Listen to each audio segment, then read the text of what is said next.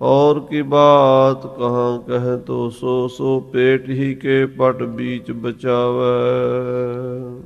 ਵਾਹਿਗੁਰੂ ਸਾਹਿਬ ਜੀ। ਅਚੁੱਤ ਆਦ ਅਨੀਲ ਅਨਾਹਦ ਸਤ ਸਰੂਪ ਸਦੈਵ ਬਖਾਨੇ। ਆਦ ਅਜੂਨ ਅਜਾਏ ਜਰਾ ਬਿਨ ਪਰਮ ਪੁਨੀਤ ਪਰੰਪਰ ਮਾਨੇ। ਸਿੱਧ ਸਵਯੰਭੂ ਪ੍ਰਸਿੱਧ ਸਭੈ ਜਗ ਏਕ ਹੀ ਠੌਰ ਅਨੇਕ ਬਖਾਨੇ। ਰੇ ਮਨ ਰੰਕ ਕਲੰਕ ਬਿਨਾ ਹਰ ਤੈ ਕਿਹ ਕਾਰਨ ਤੇ ਨਾ ਪਹਿਚਾਨੇ। ਵਾਹਿਗੁਰੂ ਜੀ ਕਾ ਖਾਲਸਾ ਵਾਹਿਗੁਰੂ ਜੀ ਕੀ ਫਤਿਹ। ਧੰਨ ਧੰਨ ਗੁਰਦੇਵ ਜਿਸ ਸੰਗ ਹਰਿ ਜਪੇ। ਗੁਰ ਕਿਰਪਾਲ ਜਬ ਭਏ ਤਾਂ ਔਗਣ ਸਭ ਛਪੇ। ਪਾਰਬ੍ਰਹਮ ਗੁਰਦੇਵ ਨੀਚੋਂ ਉਚ ਥਪੇ। ਕਾਟ ਸਿਲਕ ਦੁਖ ਮਾਇਆ ਕਰ ਲੀਨੇ ਅਪ ਦਸੇ। ਗੁਣ ਗਾਏ ਬੇਅੰਤ ਰਸਨਾ ਹਰਿ ਜਸੇ। ਸਤਿਗੁਰੂ ਗਰੀਬ ਨਵਾਜ ਸੱਚੇ ਪਾਤਸ਼ਾਹ ਸ੍ਰੀ ਗੁਰੂ ਗ੍ਰੰਥ ਸਾਹਿਬ ਜੀ ਦਾ ਕੋਟਾਨ ਕੋਟ ਸ਼ੁਕਰ ਹੈ, ਜਿਨ੍ਹਾਂ ਨੇ ਆਪਣੇ ਚਰਨਾਂ 'ਚ ਬੈਠਾ ਕੇ ਨਾਮ ਦਾ ਸਿਮਰਨ ਕਰਾਇਆ ਹੈ। ਨਾਮ ਸਿਮਰਨ ਸਭ ਤੋਂ ਜ਼ਰੂਰੀ ਹੈ।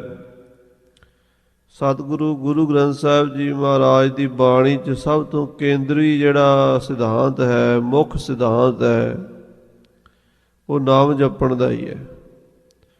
ਬਾਰ-ਬਾਰ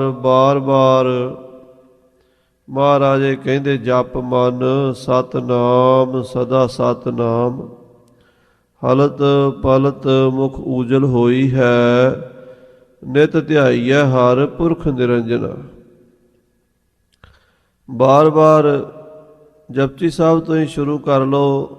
ਮਹਾਰਾਜ ਪਹਿਲਾਂ ਹੀ ਉਸ ਪਰਮਾਤਮਾ ਦੇ ਨਾਮ ਲਿਖੇ ਨੇ। ਏਕ ਓੰਕਾਰ ਸਤਨਾਮ ਕਰਤਾ ਪੁਰਖ ਨਿਰਭਉ ਨਿਰਵੈਰ ਅਕਾਲ ਮੂਰਤ ਅਜੂਨੀ ਸੈਭੰ ਗੁਰ ਪ੍ਰਸਾਦ।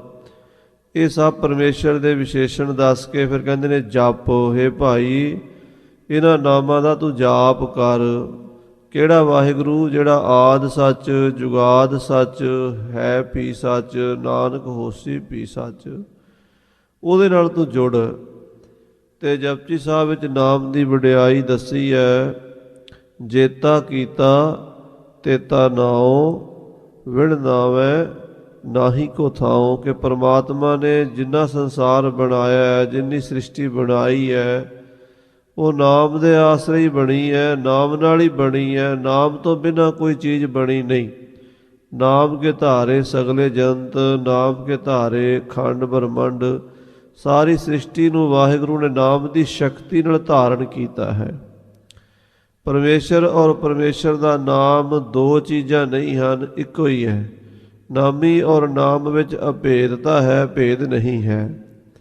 ਔਰ ਪਰਮਾਤਮਾ ਵਾਹਿਗੁਰੂ ਨਿਰੰਕਾਰ ਦਾ ਨਾਮ ਜਦੋਂ ਅਸੀਂ ਜਪਦੇ ਹਾਂ, ਵਾਹਿਗੁਰੂ ਕਹਿੰਦੇ ਹਾਂ, ਉਦੋਂ ਵਾਹਿਗੁਰੂ ਕੋਈ ਆਪਣੇ ਤੋਂ ਦੂਰ ਨਹੀਂ ਹੁੰਦਾ, ਬਲਕਿ ਉਹ ਰਸਨਾ ਤੇ ਸ਼ਬਦ ਵਾਹਿਗੁਰੂ ਬਣ ਕੇ ਵਰਤ ਰਿਹਾ ਹੁੰਦਾ। ਹਿਰਦੇ 'ਚ ਉਹਦੀ ਯਾਦ ਵਰਤ ਰਹੀ ਹੁੰਦੀ ਹੈ। ਉਹ ਹਿਰਦਾ ਵੀ ਆਪ ਹੈ ਤੇ ਹਿਰਦੇ 'ਚ ਵਸਣ ਵਾਲਾ ਵੀ ਆਪ ਹੈ। ਆਪੇ ਕੰਡਾ ਆਪ ਤਰਾਜੀ, ਆਪੇ ਤੋਲਣਹਾਰਾ, ਆਪੇ ਦੇਖੇ ਆਪੇ ਬੂਝੇ, ਆਪੇ ਹੈ ਵਣਜਾਰਾ। ਸਾਰਾ ਕੁਝ ਆਪ ਹੀ ਕਰ ਰਿਹਾ ਹੈ। ਨਾਮ ਜਪਣ ਨਾਲੇ ਸੋਝੀ ਆਉਂਦੀ ਹੈ। ਜਿੰਨੀਆਂ ਸੰਸਾਰ ਦੀਆਂ ਪੁਸਤਕਾਂ ਹਨ, ਸੰਸਾਰ ਦਾ ਗਿਆਨ ਹੈ, ਸੰਸਾਰ ਦੀ ਨੌਲੇਜ ਹੈ, ਉਹ ਬਾਹਰ ਮੁਖੀ ਹੁੰਦੀ ਹੈ। ਪਰਮੇਸ਼ਰ ਦੀ ਨੌਲੇਜ ਅੰਤਰਮੁਖੀ ਹੁੰਦੀ ਹੈ। ਔਰ ਨਾਮ ਜਪਣ ਨਾਲ ਤੁਹਾਡਾ ਧਿਆਨ ਅੰਦਰ ਨੂੰ ਜਾਂਦਾ ਹੈ। ਜਿਉਂ-ਜਿਉਂ ਤੁਸੀਂ ਆਪਣੇ ਅੰਦਰ ਗਹਿਰਾਈ 'ਚ ਜਾਓਗੇ, ਤੁਹਾਨੂੰ ਪਰਮਾਤਮਾ ਵਾਹਿਗੁਰੂ ਦੇ ਝਲਕਾਰੇ ਮਿਲਣ ਲੱਗ ਸ਼ੁਰੂ ਹੋ ਜਾਣਗੇ। ਅੰਦਰ ਹੀ ਦਸਵਾਂ ਦੁਆਰ ਹੈ, ਅੰਦਰ ਹੀ ਵਾਹਿਗੁਰੂ ਦਾ ਘਰ ਹੈ। ਮਹਾਰਾਜ ਸੱਚੇ ਪਾਤਸ਼ਾਹ ਕਹਿੰਦੇ ਜੈ ਝਿਲ ਮਿਲ ਕਾਰ ਦਿਸੰਤਾ ਤੈ ਅਨਹਦ ਸ਼ਬਦ ਵਜੰਤਾ। ਜੋਤੀ ਜੋਤ ਸਮਾਨੀ ਮੈਂ ਗੁਰ ਪ੍ਰਸਾਦੀ ਜਾਨੀ। ਰਤਨ ਕਮਲ ਕੋਠਰੀ ਚਮਕਾਰ ਬੀਜਲ ਤਹੀਂ। ਨੇਰੇ ਨਾਹੀ ਦੂਰ ਨਿਜ ਆਤਮੈ ਰਹਿਆ ਭਰਪੂਰ। ਦੂਰ ਨੇੜੇ ਦਾ ਸਵਾਲ ਹੀ ਕੋਈ ਨਹੀਂ ਹੈ। ਆਤਮਾ ਵਿੱਚ ਪਰਮਾਤਮਾ ਹੈ। ਆਖੋ ਵਾਹਿਗੁਰੂ। ਆਪਣੇ ਅੰਦਰ ਦੇਖੋ। ਇਹ ਗੱਲ ਸਤਿਗੁਰੂ ਦੀ ਸਾਰੀ ਬਾਣੀ, ਸ੍ਰੀ ਦਸਮ ਗ੍ਰੰਥ ਸਾਹਿਬ ਜੀ ਦੀ ਬਾਣੀ, ਭਾਈ ਗੁਰਦਾਸ ਜੀ ਦੀ ਬਾਣੀ, ਭਾਈ ਨੰਦ ਲਾਲ ਜੀ ਦੀ ਬਾਣੀ 'ਚ ਬਾਰ-ਬਾਰ ਲਿਖੀ ਗਈ ਹੈ। ਆਹ ਜਿਹੜੀਆਂ ਪਾਵਨ ਪੰਕਤੀਆਂ ਅਕਾਲ ਪੁਰਖ ਵਾਹਿਗੁਰੂ ਦੇ ਸਰੂਪ ਬਾਰੇ ਚੱਲ ਰਹੀਆਂ ਨੇ ਹੁਣ, ਇਹ 33 ਸਵਈਆਂ ਦੇ ਵਿੱਚ ਹਨ। 4 ਸਵਈਏ ਆਪਾਂ ਸੁਣੇ ਨੇ, 5ਵਾਂ ਸਵਈਆ ਗਿਆਨੀ ਜੀ ਨੇ ਹੁਣੇ ਪੜ੍ਹਿਆ ਹੈ। ਇਹਨਾਂ ਦੇ ਵਿੱਚ ਮਹਾਰਾਜ ਨੇ ਜਿਹੜਾ ਪਰਮਾਤਮਾ ਦਾ ਸਰੂਪ ਦੱਸਿਆ ਹੈ, ਉਦੋਂ ਹੀ ਸਾਨੂੰ ਪੂਰੀ ਤਰ੍ਹਾਂ ਅਨੁਭਵ ਹੋਏਗਾ ਜਦੋਂ ਆਪਣੇ ਅੰਦਰ ਦੇਖਾਂਗੇ। ਜੇ ਬਾਹਰ ਦੇਖਾਂਗੇ ਅਨੁਭੂਤੀ ਨਹੀਂ ਹੋਵੇਗੀ, ਪਤਾ ਨਹੀਂ ਲੱਗੇਗਾ। ਸੋ ਆਓ ਹੁਣ ਪਾਤਸ਼ਾਹ ਧੰਨ ਗੁਰੂ ਕਲਗੀਧਰ ਜੀ ਪਰਮੇਸ਼ਰ ਦੇ ਇਹ ਸਰੂਪ ਦਾ ਬਿਆਨ ਕਰਦੇ ਹੈ। ਸੁਣੋ ਪਿਆਰ ਨਾਲ। ਆਖੋ ਸਤਿਨਾਮ ਸ੍ਰੀ ਵਾਹਿਗੁਰੂ ਸਾਹਿਬ ਜੀ। ਸਤਿਨਾਮ ਸ੍ਰੀ ਵਾਹਿਗੁਰੂ ਸਾਹਿਬ ਜੀ। ਅਚੁੱਤ ਆਦ ਅਨੀਲ ਅਨਾਹਦ।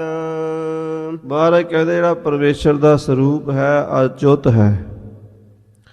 ਸੰਸਕ੍ਰਿਤ ਦਾ ਇੱਕ ਸ਼ਬਦ ਹੈ ਚਿਉਤ, ਜਿਸ ਦਾ ਅਰਥ ਹੈ ਡਿੱਗਣਾ, ਗਿਰਨਾ।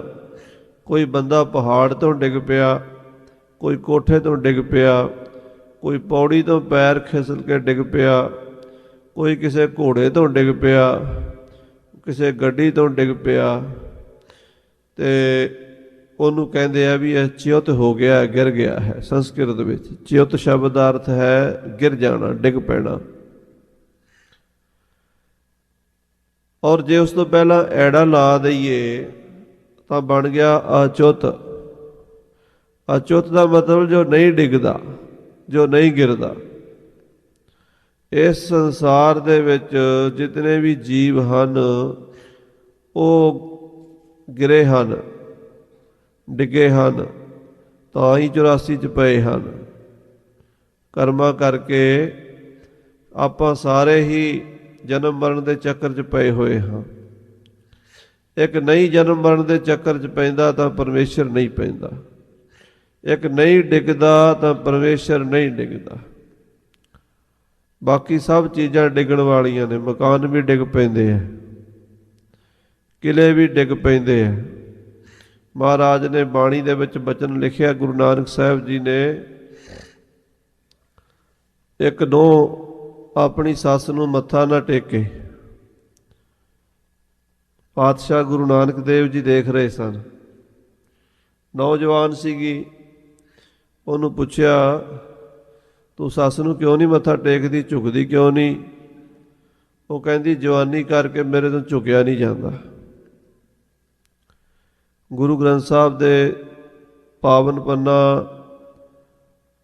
1410 ਦੇ ਉੱਤੇ ਇਹ ਪਵਿੱਤਰ ਬਚਨ ਆਉਂਦੇ ਹਨ। ਸਤਿਗੁਰੂ ਪਾਤਸ਼ਾਹ ਸ਼ਲੋਕ 12 ਦੇ ਵਧੀਕ ਦੀ ਆਰੰਭਤਾ ਕਰਦੇ ਇਹ ਗੱਲ ਲਿਖੀ ਹੈ। ਮਾਤਾ ਤੇਰੀ ਸੱਸ ਹੈ, ਤੂੰ ਇਹਨੂੰ ਮੱਥਾ ਟੇਕ, ਝੁਕ। ਨੂੰ ਕਹਿੰਦੀ ਹੈ ਮੇਰੇ ਤੋਂ ਝੁਕਿਆ ਨਹੀਂ ਜਾਂਦਾ।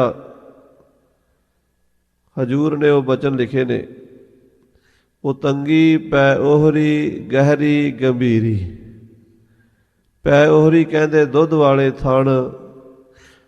ਕਹਿੰਦੇ ਉਹਦੇ ਕਰਕੇ ਮੈਂ ਆਪਣੀ ਸੱਸ ਦੇ ਅੱਗੇ ਝੁਕ ਨਹੀਂ ਸਕੀ। ਉਹ ਤੰਗੀ ਪੈ ਉਹਰੀ, ਪੈ ਨਾਮ ਦੁੱਧ ਦਾ ਹੈ, ਉਹਰੀ ਨਾਮ ਥਣਾ ਦਾ ਹੈ। ਮੈਂ ਆਪਣੀ ਸੱਸ ਨੂੰ ਮੱਥਾ ਨਹੀਂ ਟੇਕ ਸਕੀ। ਉਹ ਤੰਗੀ ਪੈ ਉਹਰੀ ਗਹਿਰੀ ਗੰਭੀਰੀ, ਸਸੁੜ ਸੋਹੀਆ ਕਿਵ ਕਰੀ। ਸੱਸ ਸਹੁਰੇ ਨੂੰ ਮੱਥਾ ਕਿਵੇਂ ਟੇਕਾਂ, ਨਿਵੜ ਨਾ ਜਾਏ ਥਣੀ, ਮੈਥੋਂ ਝੁਕਿਆ ਨਹੀਂ ਜਾਂਦਾ। ਇਹ ਸੁਣ ਕੇ ਬਾਬਾ ਜੀ ਕਹਿਣ ਲੱਗੇ, ਤੂੰ ਆਹ ਜਵਾਨੀ ਦਾ ਮਾਣ ਕਰਦੀ ਹੈ ਜਿਹੜੀ 4 ਦਿਨ ਰਹਿਣੀ ਹੈ। ਧਨ ਜੋਬਨ ਅਰ ਹੁੱਲੜਾ ਨਾਠੀੜੇ ਦਿਨ 4। ਜਵਾਨੀ ਜੋਬਨ 4 ਦਿਨਾਂ ਦੀ ਖੇਡ ਹੈ, ਸਦਾ ਨਹੀਂ ਰਹਿਣੀ। ਇਹ ਕੀ ਚੀਜ਼ ਹੈ?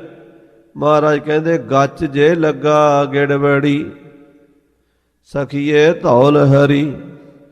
ਜਿਨ੍ਹਾਂ ਮਹਿਲਾਂ ਨੂੰ ਚੂਨਾ ਲੱਗਾ ਸੀ, ਜਿਨ੍ਹਾਂ ਕਿਲਿਆਂ ਨੂੰ ਬੜੇ ਬੜੇ ਵੱਡੇ ਪੱਥਰ ਲੱਗੇ ਸਨ, ਜਿਨ੍ਹਾਂ ਦੀ ਹਜ਼ਾਰਾਂ ਸਾਲ ਬੁਨਿਆਦ ਰੱਖੀ ਸੀ ਵੀ ਹਜ਼ਾਰਾਂ ਸਾਲ ਇਹ ਰਹਿਣਗੇ। ਗੱਚ, ਗੱਚ ਕਹਿੰਦੇ ਨੇ ਚੂਨੇ ਨੂੰ। ਗੱਚ ਜੇ ਲੱਗਾ ਗਿੜਵੜੀ, ਵੱਡੇ ਵੱਡੇ ਮਹਿਲ, ਸਖੀਏ ਧੌਲ ਹਰੀ, हे ਸਖੀ, हे ਜਵਾਨ ਨੌਜਵਾਨ ਇਸਤਰੀ ਸੁਣ, ਤੂੰ ਕੀ ਚੀਜ਼ ਹੈ? ਉਹਨਾਂ ਮਹਿਲਾਂ ਵੱਲ ਵੇਖ ਜਿਹੜੇ ਝੁਕ ਸਕਦੇ ਹੀ ਨਹੀਂ ਸੀਗੇ। ਤੂੰ ਤਾਂ ਕਹਿੰਦੀ ਹੈ ਮੈਂ ਆਪਣੀ ਸੱਸ ਨੂੰ ਮੱਥਾ ਨਹੀਂ ਟੇਕ ਸਕਦੀ, ਮੇਰੇ ਤੋਂ ਝੁਕਿਆ ਨਹੀਂ ਜਾਂਦਾ। ਉਹਨਾਂ ਮਹਿਲਾਂ ਵੱਲ ਦੇਖ, ਉਹ ਝੁਕਣ ਵਾਲੇ ਸਨ ਕੋਈ। ਗੱਚ ਜੇ ਲੱਗਾ ਗਿੜਬੜੀ, ਸਖੀਏ ਧੌਲ ਹਰੀ, ਸੇ ਭੀ ਟਹਿੰਦੇ ਡਿਠ ਮੈਂ, ਨਾ ਮੁੰਦ ਨਾ ਗਰਭ ਥਣੀ। ਤੂੰ ਆਪਣੇ ਥਣਾ ਦਾ ਕੀ ਮਾਣ ਕਰਦੀ ਐ? ਉਹਨਾਂ ਮਹਿਲਾਂ ਵੱਲ ਵੇਖ ਜਿਹੜੇ ਏਡੇ ਏਡੇ ਮਹਾਨ ਵੱਡੇ ਉੱਚੇ ਉੱਚੇ ਕਿਲੇ ਸਨ, ਉਹ ਵੀ ਮੈਂ ਵੇਖੇ ਨੇ ਢਹਿੰਦੇ ਹੋਏ। ਆਖੋ ਸਤਨਾਮ ਸ੍ਰੀ ਵਾਹਿਗੁਰੂ।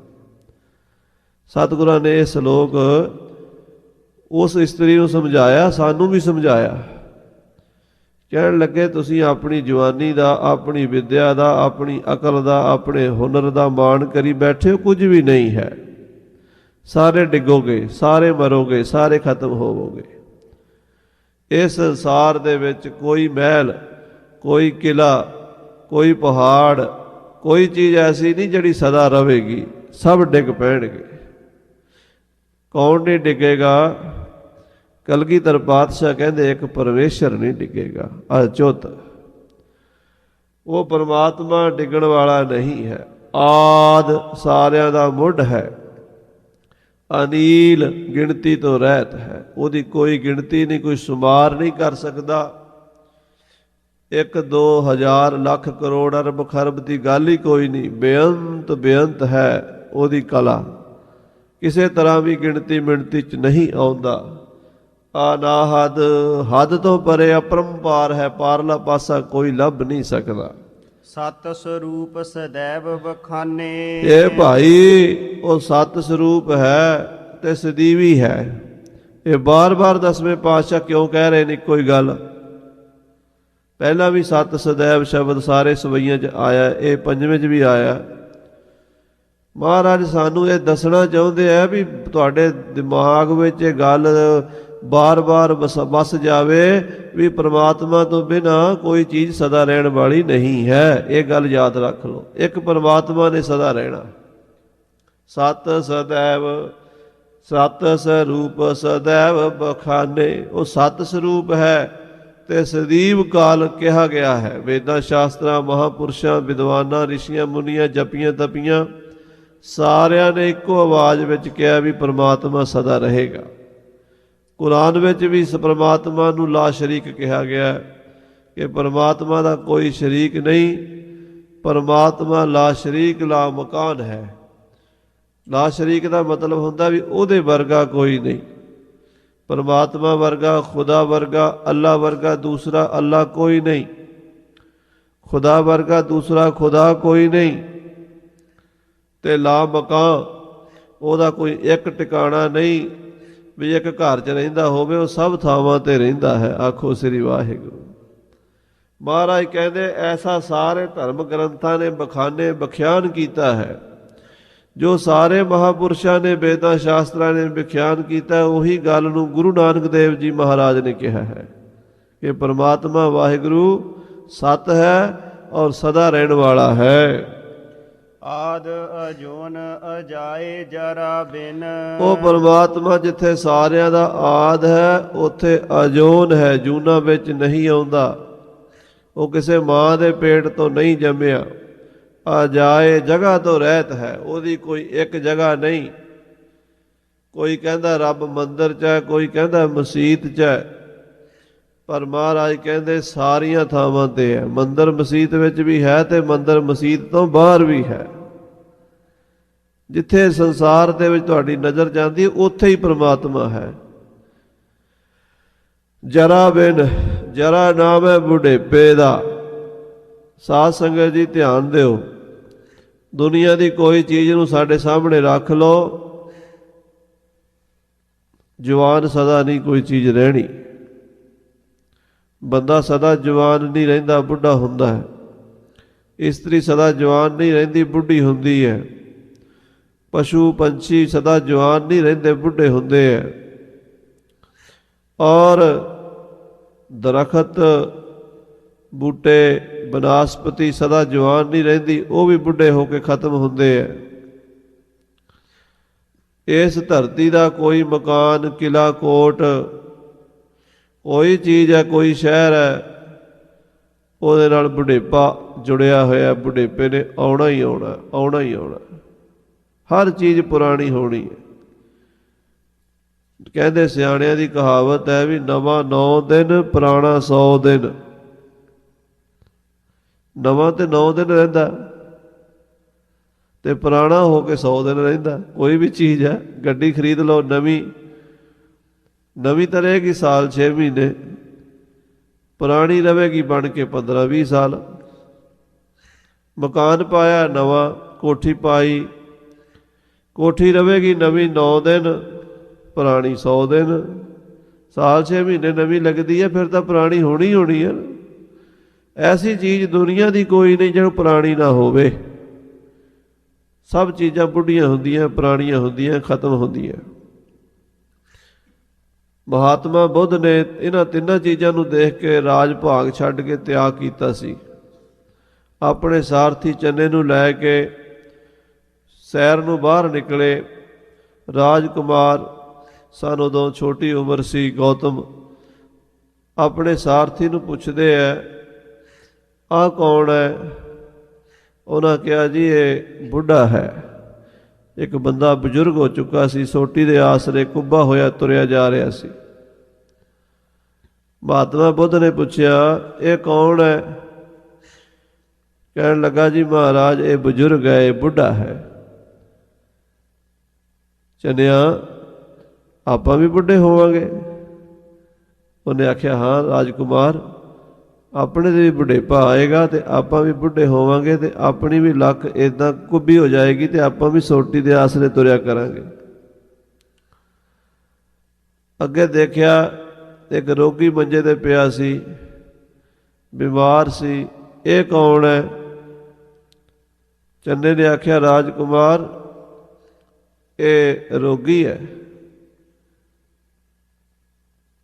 ਆਪਾਂ ਵੀ ਰੋਗੀ ਹੋ ਸਕਦੇ ਹਾਂ? ਉਹਨੇ ਕਿਹਾ, ਹਾਂ ਰਾਜਕੁਮਾਰ, ਬਿਮਾਰੀ ਕਿਸੇ ਨੂੰ ਵੀ ਲੱਗ ਸਕਦੀ ਹੈ, ਰੋਗ ਕਿਸੇ ਨੂੰ ਵੀ ਲੱਗ ਸਕਦਾ ਹੈ। ਹਰ ਬੰਦਾ ਬਿਮਾਰ ਹੋ ਸਕਦਾ ਹੈ, ਰੋਗੀ ਹੋ ਸਕਦਾ ਹੈ, ਮੰਜੇ ਤੇ ਪੈ ਸਕਦਾ ਹੈ, ਲਾਚਾਰ ਬੇਬਸ ਹੋ ਸਕਦਾ। ਅੱਗੇ ਦੇਖਿਆ ਇੱਕ ਮੁਰਦੇ ਨੂੰ ਚੁੱਕੀ ਜਾਂਦੇ ਸੰਸਕਾਰ ਲਈ। ਇਹ ਕੀ ਹੈ? ਉਹਨੇ ਆਖਿਆ, ਜੀ ਇਹ ਬੰਦਾ ਮਰ ਗਿਆ, ਇਹਦਾ ਸੰਸਕਾਰ ਕਰਨਗੇ, ਮੜੀਆਂ 'ਚ ਲਿਜਾਣਗੇ, ਸਾੜ ਦੇਣਗੇ। ਚੰਨਿਆ, ਆਪਾਂ ਵੀ ਮਰਾਂਗੇ, ਆਪਣੀ ਵੀ ਮੌਤ ਹੋਵੇਗੀ? ਉਹਨੇ ਆਖਿਆ, ਹਾਂ ਮਹਾਰਾਜ, ਆਪਣੀ ਵੀ ਮੌਤ ਹੋਏਗੀ, ਇੱਕ ਦਿਨ ਆਪਾਂ ਨੂੰ ਵੀ ਮਰਨਾ ਪਏਗਾ। ਮਹਾਤਮਾ ਬੁੱਧ, ਰਾਜਕੁਮਾਰ ਗੌਤਮ ਸੋਚਾਂ 'ਚ ਪੈ ਗਏ, ਬਹੁਤ ਡੂੰਘੀਆਂ ਸੋਚਾਂ 'ਚ ਪਏ।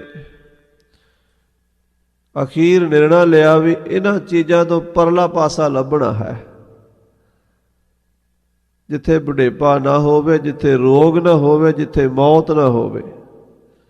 ਉਹ ਪਰਲਾ ਪਾਸਾ ਦੇਖਣਾ ਹੈ, ਸੰਸਾਰ 'ਚ ਨਹੀਂ ਸੀ ਦਿਸ ਸਕਦਾ। ਇਸ ਕਰਕੇ ਰਾਜ ਭਾਗ ਸਭ ਸੁੱਖ ਛੱਡ ਕੇ ਬਨਵਾਸੀ ਹੋ ਗਏ।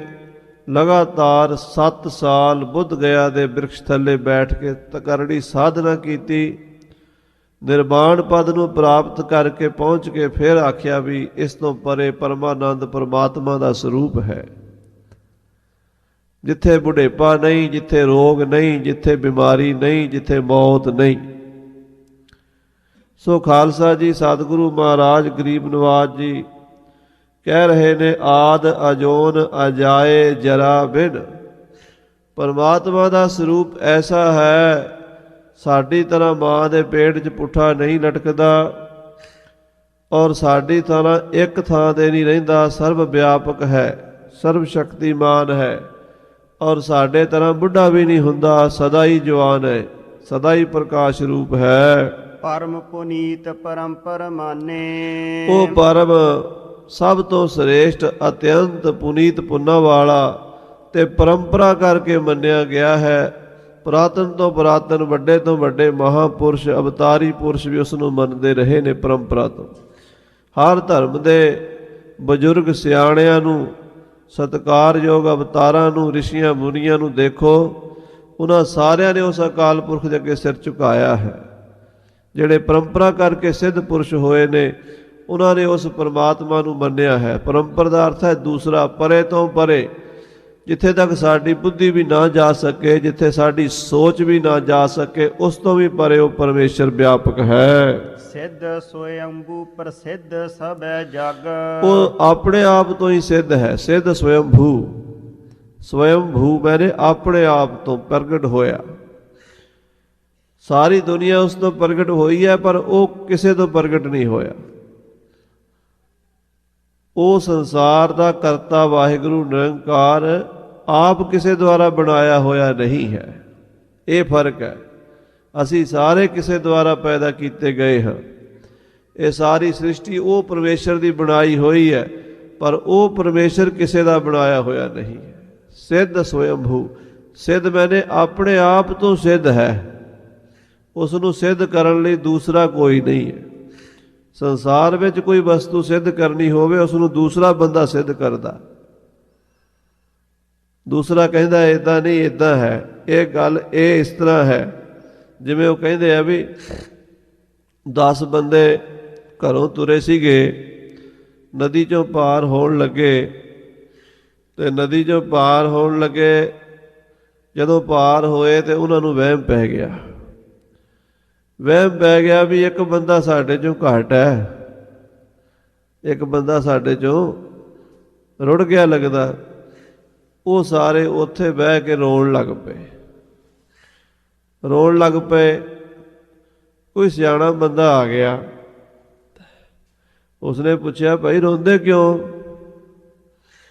ਕਹਿੰਦਾ ਜੀ ਨਦੀ 'ਚੋਂ ਲੰਘਦਿਆਂ ਇੱਕ ਬੰਦਾ ਘਟ ਗਿਆ, ਸਾਡਾ ਰੁੜ ਗਿਆ। ਉਹਨੇ ਪੁੱਛਿਆ ਕਿੰਨੇ ਤੁਰੇ ਸੀ? ਕਹਿੰਦਾ ਜੀ 10 ਤੁਰੇ ਸੀ, 9 ਰਹਿ ਗਏ। ਗੱਲ ਇਹ ਸੀ ਵੀ ਜਿਹੜਾ ਗਿਣਤੀ ਕਰਦਾ ਸੀ ਨਾ, ਉਹ ਦੂਜਿਆਂ 9 ਦੀ ਕਰ ਲੈਂਦਾ ਸੀ, ਆਪਣੀ ਭੁੱਲ ਜਾਂਦਾ, ਆਪਣੇ ਆਪ ਨੂੰ ਗਿਣਦਾ ਨਹੀਂ ਸੀ। ਪ੍ਰੋਬਲਮ ਇੰਨੀ ਸੀ ਸਾਰੀ।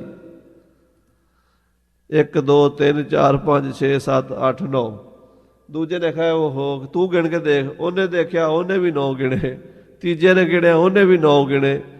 ਮੈਂ ਪੈਣਾ ਹੀ ਸੀਗਾ, ਰੋਣ ਲੱਗ ਪਏ। ਸਿਆਣਾ ਆਇਆ, ਉਹ ਕਹਿੰਦਾ ਠਹਿਰੋ, ਮੈਂ ਤੁਹਾਨੂੰ ਗਿਣਤੀ ਕਰਕੇ ਦਿਖਾਉਂਦਾ, ਖੜੇ ਹੋ ਜਾਓ। ਉਹਨੇ 1 2 3 4 5 6 7 8 9, 10ਵਾਂ ਬਈ ਤੂੰ ਹੈ, ਜਾਓ ਘਰ ਨੂੰ, ਕੋਈ ਚਿੰਤਾ ਦਾ ਵਿਸ਼ਾ ਨਹੀਂ ਹੈ। ਸੰਸਾਰ ਦੇ ਵਿੱਚ ਕਿਸੇ ਵਸਤੂ ਨੂੰ ਸਿੱਧ ਕਰਨ ਲਈ ਦੂਸਰਾ ਚਾਹੀਦਾ ਹੈ। ਪਰਮਾਤਮਾ ਨੂੰ ਸਿੱਧ ਕਰਨ ਲਈ ਦੂਸਰਾ ਨਹੀਂ ਹੈ, ਆਪਣੇ ਆਪ ਹੀ ਸਿੱਧ ਹੈ। ਸਿੱਧ ਸਵਯੰਭੂ ਪ੍ਰਸਿੱਧ ਸਭੈ ਜਗ। ਮਹਾਰਾਜ ਕਹਿੰਦੇ ਸਾਰੇ ਜਗਤ 'ਚ ਪ੍ਰਸਿੱਧ ਹੈ, ਪ੍ਰਗਟ ਹੈ। ਅਕਾਲ ਪੁਰਖ ਵਾਹਿਗੁਰੂ ਹੱਥ ਤੇ ਧਰੇ ਔਲੇ ਦੀ ਤਰ੍ਹਾਂ ਪ੍ਰਤੱਖ ਹੈ। ਕਈ ਕਹਿੰਦੇ ਸਾਨੂੰ ਰੱਬ ਦਿਖਾਓ, ਪਰਮਾਤਮਾ ਦਿਖਾਓ। ਦਿਖਾਈ ਦਾ ਤਾਂ ਉਹ ਚੀਜ਼ ਹੈ ਜਿਹੜੀ ਗੁੰਮੀ ਹੋਵੇ, ਛੁਪੀ ਹੋਵੇ। ਪਰਮਾਤਮਾ ਤਾਂ ਪ੍ਰਤੱਖ ਹੀ ਹੈ। ਆਖੋ ਸ੍ਰੀ ਵਾਹਿਗੁਰੂ। ਸਵਾਮੀ ਰਾਮ ਕ੍ਰਿਸ਼ਨ ਪਰਮਹੰਸ ਬੜੇ ਮਹਾਤਮਾ ਸਿੱਧ ਪੁਰਸ਼ ਹੋਏ ਨੇ।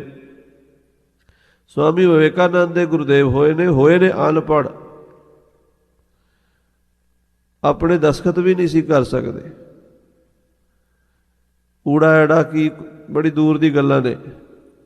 ਬਸ ਸਿਰਫ ਰਾਮ ਰਾਮ ਜਪਣਾ, ਭਜਨ ਕਰਨਾ। ਇੱਕ ਮਹਾਨਾਸਤਕ ਬੰਦਾ ਕਹਿਣ ਲੱਗਾ ਕਿ ਮੈਂ ਸਿੱਧ ਕਰਕੇ ਦਿਖਾਵਾਂਗਾ ਰੱਬ ਹੈ ਕੋਈ ਨਹੀਂ। ਸਵਾਮੀ ਰਾਮ ਕ੍ਰਿਸ਼ਨ ਮੈਨੂੰ ਸਿੱਧ ਕਰਕੇ ਦਿਖਾਵੇ ਵੀ ਹੈ। ਸਟੇਜ ਲੱਗ ਗਈ, ਉਹ ਆਪਣੀਆਂ ਦਲੀਲਾਂ ਦੇਣ ਲੱਗ ਪਿਆ, ਬੜੀਆਂ ਦਲੀਲਾਂ। ਸਿੱਧ ਕਰ ਦਿੱਤਾ ਉਹਨੇ ਵੀ ਰੱਬ ਕੋਈ ਨਹੀਂ। ਤੇ ਰਾਮ ਕ੍ਰਿਸ਼ਨ ਜੀ ਉਹਦੇ ਪੈਰੀ ਪਈ ਜਾਂਦੇ। ਆਹਾ ਹਾ, ਆਨੰਦ ਆ ਗਿਆ ਤੇਰੀਆਂ ਗੱਲਾਂ ਸੁਣ ਕੇ, ਬੜਾ ਆਨੰਦ ਆ ਗਿਆ। ਵਾਹ ਵਾਹ ਵਾਹ ਵਾਹ। ਉਹ ਜਿਹੜੇ ਰਾਮ ਕ੍ਰਿਸ਼ਨ ਜੀ ਨੂੰ ਲੈ ਕੇ ਗਏ ਸੀ ਨਾ, ਉਹਨਾਂ ਦੇ ਪੱਖੀ, ਉਹ ਥੱਲੇ ਬੈਠੇ ਮੱਥੇ ਤੇ ਹੱਥ ਮਾਰਨ ਵੀ ਇਹ ਕੀ। ਅਸੀਂ ਤੇ ਸੋਚਿਆ ਸੀ ਕੋਈ ਜਵਾਬ ਦੇਣਗੇ, ਤੇ ਉਹਦੇ ਨਾਲ ਹੀ ਰਲੀ ਜਾਂਦੇ, ਉਹਨੂੰ ਹੀ ਵਾਹ ਵਾਹ ਕਰੀ ਜਾਂਦੇ ਆ। ਇਹ ਤੇ ਨਾਸਤਕ ਦੀ ਹਾਮੀ ਭਰੀ ਜਾਂਦੇ ਆ। ਕਾਫੀ ਚਿਰ ਬਾਅਦ ਸਵਾਮੀ ਰਾਮ ਕ੍ਰਿਸ਼ਨ ਜੀ ਨੂੰ ਪੁੱਛਿਆ ਜਦੋਂ ਵੀ ਮਹਾਰਾਜ ਕੀ ਗੱਲ ਤੁਸੀਂ ਇਹਦੀ ਵਡਿਆਈ ਕਰੀ ਜਾਂਦੇ ਹੋ? ਉਹ ਕਹਿੰਦੇ ਮੈਂ ਤਾਂ ਰੱਬ ਨੂੰ ਵੇਖ ਕੇ ਵਡਿਆਈ ਕਰ ਰਿਹਾ ਵੀ ਧੰਨ ਹੈ ਉਹ ਵਾਹਿਗੁਰੂ ਪਰਮੇਸ਼ਰ ਜਿਹਨੇ ਇਹਨੂੰ ਇੰਨੀ ਬੁੱਧੀ ਦਿੱਤੀ ਹੈ ਵੀ ਰੱਬ ਦਾ ਵੀ ਖੰਡਨ ਕਰ ਰਿਹਾ। ਇਹ ਵੀ ਤਾਂ ਰੱਬ ਦੀ ਦਾਤ ਹੈ, ਇਹ ਖੰਡਨ ਕਿਹਦਾ ਕਰ ਰਿਹਾ? ਕਿਹਦੇ ਨਾਲ ਕਰ ਰਿਹਾ? ਬੁੱਧੀ ਪਰਮੇਸ਼ਰ ਦੀ ਹੈ, ਇਹਦੇ ਵਿੱਚ ਵਰਤ ਰਿਹਾ। ਆਖੋ ਸਤਿਨਾਮ ਸ੍ਰੀ ਵਾਹਿਗੁਰੂ। ਰੱਬ ਨੂੰ ਨਹੀਂ ਛੁਪਾ ਸਕਦਾ ਕੋਈ। ਜਿੰਨੇ ਰੱਬ ਦੇ ਵਿਰੋਧੀ ਹਨ ਉਹ ਵੀ ਰੱਬ ਨੇ ਪੈਦਾ ਕੀਤੇ ਹਨ। ਰੱਬ ਉਹਨਾਂ ਵਿੱਚ ਵਰਤ ਕੇ, ਕਿਉਂਕਿ ਐਸਾ ਭੇਦ ਹੈ। ਜੇਕਰ ਸਾਧ ਸੰਗਤ ਜੀ ਕੱਲਾ ਦਿਨ ਹੋਵੇ, ਰਾਤ ਹੋਵੇ, ਇਹਨਾਂ ਦਿਨ ਦੀ ਕਦਰ ਨਹੀਂ ਪੈਂਦੀ। ਹਰ ਚੀਜ਼ ਦਾ ਜੋੜਾ ਹੈ, ਨੇਕੀ ਔਰ ਬਦੀ ਦਾ, ਪਾਪ ਔਰ ਪੁੰਨ ਦਾ, ਸ਼ਰਧਾ ਔਰ ਅਸ਼ਰਧਾ ਦਾ, ਨਾਸਤਿਕਤਾ ਤੇ ਆਸਤਿਕਤਾ ਦਾ। ਦੋਵੇਂ ਪਾਸੇ ਆਪ ਹੈ। ਦੋਹਾਂ ਸਿਰਿਆਂ ਕਾ ਆਪ ਸੁਆਮੀ, ਖੇਲਾ ਬਿਗਸੈ ਅੰਤਰ ਜਾਮੀ। ਜੋ ਭਾਵੈ ਸੋ ਕਾਰ ਕਰਾਵੈ, ਨਾਨਕ ਦ੍ਰਿਸ਼ਟੀ ਅਵਰ ਨਾ ਆਵੈ। ਦੂਸਰਾ ਕੁਝ ਨਹੀਂ ਹੈ। ਆਖੋ ਸ੍ਰੀ ਵਾਹਿਗੁਰੂ। ਹਜ਼ੂਰ ਕਲਗੀਧਰ ਪਾਤਸ਼ਾਹ ਕਹਿੰਦੇ ਪ੍ਰਸਿੱਧ ਸਭੈ ਜਗ। ਉਹਦੇ ਪ੍ਰਤੱਖ ਹੈ, ਛੁਪ ਸਕਦਾ ਹੀ ਨਹੀਂ। ਚੜ੍ਹੇ ਸੂਰਜ ਨੂੰ ਕੌਣ ਕੁਠਾਲੀ 'ਚ ਪਾਏਗਾ? ਉਹ ਤਾਂ ਹਰ ਜਗ੍ਹਾ ਤੇ ਬੋਲ ਰਿਹਾ ਹੈ। ਅੱਖੀ ਅੰਦਰ ਦੇਖਦਾ, ਦਰਸ਼ਨ ਵਿੱਚ ਦਿਸੈ। ਉਹ ਅੱਖਾਂ 'ਚ ਦੇਖਣ ਵਾਲਾ, ਤਸਵੀਰ 'ਚ ਦਿਸਣ ਵਾਲਾ ਹੈ। ਹਾਂਜੀ। ਏਕ ਹੀ ਠੌਰ ਅਨੇਕ ਬਖਾਨੇ। ਇੱਕੋ ਹੀ ਵਾਹਿਗੁਰੂ ਅਨੇਕਾਂ ਸਥਾਨਾਂ ਦੇ ਪਰਿਪੂਰਨ ਹੈ। ਏਕ ਹੀ ਠੌਰ ਅਨੇਕ ਬਖਾਨੇ। ਇੱਕ ਪਰਮਾਤਮਾ ਅਨੇਕਾਂ ਸਥਾਵਾਂ ਤੇ। ਕੋਈ ਥਾਂ ਐਸੀ ਨਹੀਂ ਜਿੱਥੇ ਨਾ ਹੋਵੇ, ਕੋਈ ਜਗ੍ਹਾ ਐਸੀ ਨਹੀਂ। ਸਭ ਦੇ ਹਿਰਦੇ 'ਚ ਬੈਠਾ ਹੈ। ਉਹ ਜਿਹੜਾ ਸ਼ਰਧਾਵਾਨਾਂ ਦੇ ਹਿਰਦੇ 'ਚ ਬੈਠਾ ਵਾਹਿਗੁਰੂ, ਨਾਸਤਕਾਂ ਦੇ ਹਿਰਦੇ 'ਚ ਵੀ ਉਹੀ ਬੈਠਾ ਹੈ। ਮਲੇਸ਼ਾਂ ਦੇ ਹਿਰਦੇ 'ਚ ਵੀ ਉਹੀ ਬੈਠਾ ਹੈ। ਪਾਪੀਆਂ ਦੇ ਹਿਰਦੇ 'ਚ ਵੀ ਉਹੀ ਬੈਠਾ ਹੈ। ਏਕ ਹੀ ਠੌਰ ਅਨੇਕ ਬਖਾਨੇ। ਇੱਕ ਪਰਮਾਤਮਾ ਅਨੇਕਾਂ ਥਾਵਾਂ ਤੇ ਪਰਿਪੂਰਨ ਹੈ। ਕੋਈ ਥਾਂ ਐਸੀ ਨਹੀਂ ਜਿੱਥੇ ਨਾ ਹੋਵੇ। ਹਾਂਜੀ। ਰੇ ਮਨ ਰੰਕ ਕਲੰਕ ਬਿਨਾ ਹਰ। ਮਹਾਰਾਜ ਹੁਣ ਇਸ ਮਨ ਨੂੰ ਸਮਝਾਉਂਦੇ ਆ। ਰੇ ਮਨ ਰੰਕ, ਰੰਕ ਕਹਿੰਦੇ ਆ ਗਰੀਬ ਨੂੰ, ਭਿਖਾਰੀ ਨੂੰ, ਜਿਹਦੇ ਪੱਲੇ ਕੱਖ ਨਾ ਹੋਵੇ, ਜਿਹੜਾ ਬਿਲਕੁਲ ਖਾਲੀ ਹੱਥ ਹੋਵੇ। ਉਹ ਗਰੀਬੜਾ ਜਿਹਾ ਬੰਦਾ, ਉਹਨੂੰ ਕੋਈ ਸਿਆਣਾ ਮਿਲ ਜਾਵੇ, ਉਹਨੂੰ ਕਵੇ ਓਏ ਤੂੰ ਕਿਉਂ ਭੀਖ ਮੰਗਦਾ ਫਿਰਦਾ? ਤੇਰੇ ਘਰ ਤੇ ਹੀਰਿਆਂ ਦੀ ਖਾਣ ਹੈ, ਤੇਰੇ ਘਰ ਮੋਤੀ ਪਏ ਨੇ, ਤੇਰੇ ਘਰ ਸੋਨਾ ਪਿਆ। ਉਹਨੂੰ ਪਤਾ ਕੋਈ ਨਹੀਂ, ਪਿਆ ਤਾਂ ਹੈ ਪਰ ਉਹ ਕਹਿੰਦਾ ਮੈਨੂੰ ਪਤਾ ਕੋਈ ਨਹੀਂ। ਸਿਆਣਾ ਕਵੇ ਆ ਜਿਹੜਾ ਤੇਰੇ ਅੰਦਰ ਰੱਬ ਬੈਠਾ ਨਾ, ਰੱਬ ਇਹ ਹੀਰਾ ਹੀ ਹੈ। ਆਖੋ ਵਾਹਿਗੁਰੂ ਵਾਹਿਗੁਰੂ ਵਾਹਿਗੁਰੂ। ਗੁਰੂ ਗੋਬਿੰਦ ਸਿੰਘ ਕਲਗੀਧਰ ਕਹਿੰਦੇ ਮਨਾ ਤੂੰ ਕਿਉਂ ਭਿਖਾਰੀ ਬਣਿਆ ਫਿਰਦਾ ਹੈ? ਰੇ ਮਨ ਰੰਕ ਕਲੰਕ ਬਿਨਾ ਹਾਰ। ਪਰਮਾਤਮਾ ਸਾਰੇ ਕਲੰਕਾਂ ਤੋਂ ਰਹਿਤ ਹੈ ਔਰ ਤੇਰੇ ਅੰਦਰ ਹੈ। ਤੂੰ ਉਸ ਵਾਹਿਗੁਰੂ ਪਰਮੇਸ਼ਰ ਦਾ ਖਿਆਲ ਛੱਡ ਕੇ ਤੇ ਭਿਖਾਰੀ ਬਣਿਆ ਫਿਰਦਾ ਹੈ। ਨਰਪਤ ਏਕ ਸਿੰਘਾਸਣ ਸੋਇਆ, ਸੁਪਨੇ ਭਇਆ ਭਿਖਾਰੀ। ਰਾਜਾ ਜਨਕ ਜੀ ਸੋਨੇ ਦੇ ਪਲੰਘ ਤੇ ਸੁੱਤੇ ਸਨ। ਇਹ ਗੁਰੂ ਗ੍ਰੰਥ ਸਾਹਿਬ ਵਿੱਚ ਕਥਾ, ਇਹ ਸ਼ਬਦ ਹੁਕਮਨਾਮਾ ਕਈ ਵਾਰੀ ਆਪ ਜੀ ਨੇ ਸੁਣਿਆ ਹੋਣਾ। ਰਾਜਾ ਜਨਕ ਜੀ ਸੁੱਤੇ ਸਨ ਸੋਨੇ ਦੇ ਪਲੰਘ ਦੇ ਉੱਤੇ। ਸੁਪਨਾ ਆ ਗਿਆ। ਸੁਪਨੇ 'ਚ ਸ਼ਿਕਾਰ ਖੇਡਣ ਗਏ, ਸਾਥੀਆਂ ਤੋਂ ਵਿਛੜ ਗਏ ਔਰ ਵਿਛੜ ਕੇ ਇਕੱਲੇ ਰਹਿ ਗਏ ਤੇ ਜੰਗਲ ਦੇ ਵਿੱਚ ਘੋੜੇ ਤੋਂ ਉਤਰ ਕੇ ਖਲੋਤੇ ਤੇ ਗਿੱਦੜੀ ਨੇ ਆ ਕੇ ਲੱਤ ਦੇ ਉੱਤੇ ਚੱਕ ਵੱਢ ਦਿੱਤਾ, ਮੂੰਹ ਮਾਰ ਦਿੱਤਾ। ਦੰਦੀ ਲੱਗੀ ਤੇ ਖੂਨ ਵਗਣ ਲੱਗ ਪਿਆ। ਜੰਗਲ ਤੋਂ ਪਾਰ ਨਿਕਲੇ, ਕੋਈ ਪਿੰਡ ਲੱਭਿਆ ਬੜੀ ਮੁਸ਼ਕਲ ਨਾਲ। ਉੱਥੇ ਜਾ ਕੇ ਪਤਾ ਕੀਤਾ ਤੁਹਾਡੇ ਪਿੰਡ 'ਚ ਕੋਈ ਵੈਦ, ਡਾਕਟਰ, ਹਕੀਮ ਹੈ? ਉਹਨਾਂ ਨੇ ਆਖਿਆ ਵੀ ਹਾਂ ਇੱਕ ਜਿਰਾ ਹੈ। ਉਹਦੇ ਕੋਲ ਗਏ, ਉਹਨੂੰ ਕਿਹਾ ਵੀ ਮੇਰੀ ਪੱਟੀ ਕਰ ਦੇ। ਉਹ ਕਹਿੰਦਾ ਪੱਟੀ ਤਾਂ ਮੈਂ ਕਰ ਦਿੰਦਾ ਪਰ ਮੇਰੀ ਸ਼ਰਤ ਹੈ ਮੈਂ 1 ਪੈਸਾ ਲੈਣਾ ਪੱਟੀ ਦਾ, 1 ਪੈਸਾ। ਰਾਜੇ ਨੇ ਕਿਹਾ 1 ਪੈਸੇ ਦੀ ਕਿਹੜੀ ਗੱਲ ਹੈ, ਤੇਰਾ ਘਰ ਸੋਨੇ ਨਾਲ ਭਰ ਦੇਗਾ, ਤੂੰ ਪੱਟੀ ਕਰ ਦੇ। ਕਹਿੰਦਾ ਨਹੀਂ ਮੈਂ ਪੈਸੇ ਜ਼ਿਆਦਾ ਨਹੀਂ ਲੈਣੇ, ਲੈਣਾ ਇੱਕੋ ਹੀ ਹੈ ਪਰ ਲੈਣਾ ਪਹਿਲੇ ਹੈ। ਪੱਟੀ ਮੈਂ ਕਰਾਂਗਾ, ਪਹਿਲੇ ਪੈਸਾ ਲਵਾਂਗਾ। ਰਾਜੇ ਨੇ ਜੇਬ 'ਚ ਹੱਥ ਮਾਰਿਆ, ਕੁਦਰਤੀ ਪੈਸਾ ਕੋਈ ਨਹੀਂ। ਰਾਜੇ ਲੋਕ ਆਪਣੀ ਜੇਬ 'ਚ ਪੈਸੇ ਥੋੜ੍ਹਾ ਰੱਖਦੇ ਨੇ, ਉਹਨਾਂ ਦਾ ਹੁਕਮ ਹੀ ਚੱਲਦਾ। ਜੇਬ ਖਾਲੀ। ਰਾਜਾ ਜਨਕ ਜੀ ਕਹਿੰਦੇ ਤੂੰ ਇੱਦਾਂ ਕਰ, ਪੱਟੀ ਕਰ ਦੇ ਤੇ ਉਸ ਤੋਂ ਬਾਅਦ ਤੇਰੇ ਘਰ ਮੈਂ ਬਹੁਤ ਮਾਲ ਭੇਜ ਦੇਣਾ। ਉਹ ਕਹਿੰਦਾ ਨਾ, ਮੈਂ ਨਹੀਂ ਜਾਣਦਾ, ਪਹਿਲਾਂ ਪੈਸਾ ਲਿਆ ਫਿਰ ਪੱਟੀ ਕਰਾਂਗਾ। ਰਾਜਾ ਜੀ ਉੱਠੇ ਵੀ ਪਿੰਡ ਵਿੱਚ ਕੋਈ ਜਾਣ ਪਛਾਣ ਦਾ ਬੰਦਾ ਲੱਭ, ਮੈਂ ਰਾਜਾ ਆ, ਸਾਰੀ ਦੁਨੀਆ ਮੈਨੂੰ ਜਾਣਦੀ ਹੈ, ਕੋਈ ਤਾਂ ਆ ਕੇ ਪੈਸਾ ਦੇ ਦੇਗਾ ਮੇਰੀ ਥਾਂ ਤੇ।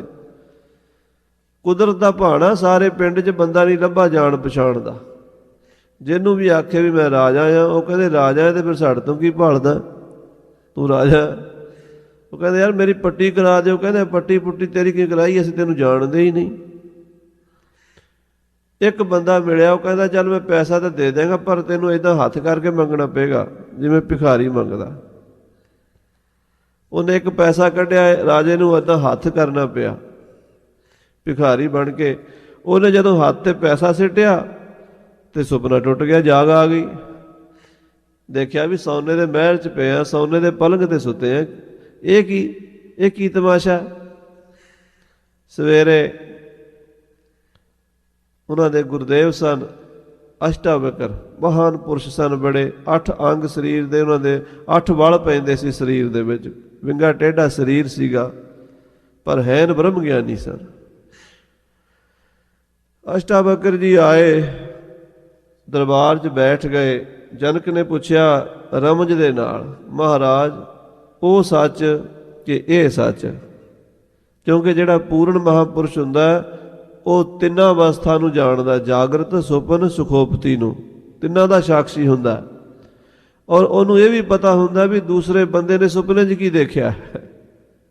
ਸਾਨੂੰ ਆਪਣੇ ਸੁਪਨੇ ਦਾ ਪਤਾ, ਅਸੀਂ ਦੂਸਰੇ ਦਾ ਸੁਪਨਾ ਨਹੀਂ ਪਕੜ ਸਕਦੇ, ਪਰੰਤੂ ਬ੍ਰਹਮ ਗਿਆਨੀ ਮਹਾਂਪੁਰਸ਼ਾਂ ਦੀ ਸਮਰੱਥਾ ਹੁੰਦੀ ਦੂਸਰੇ ਦੇ ਸੁਪਨੇ ਦਾ ਵੀ ਸੀਨ ਜਾਣਦੇ ਆ। ਰਾਜੇ ਨੇ ਇੰਨੀ ਗੱਲ ਹੀ ਪੁੱਛੀ, ਮਹਾਰਾਜ ਉਹ ਸੱਚ ਕਿ ਇਹ ਸੱਚ? ਅਸ਼ਟਾਵਕਰ ਜੀ ਕਹਿੰਦੇ ਨਾ ਉਹ ਸੱਚ ਨਾ ਇਹ ਸੱਚ, ਉਹ ਵੀ ਸੁਪਨਾ ਹੈ ਤੇ ਇਹ ਵੀ ਸੁਪਨਾ ਹੈ। ਆਖੋ ਸ੍ਰੀ ਵਾਹਿਗੁਰੂ, ਇਹ ਵੀ ਸੁਪਨਾ ਹੈ। ਜੋ ਸੁਪਨਾ ਅਰ ਪੇਖਣਾ ਐਸੇ ਜਗ ਕੋ ਜਾਣ।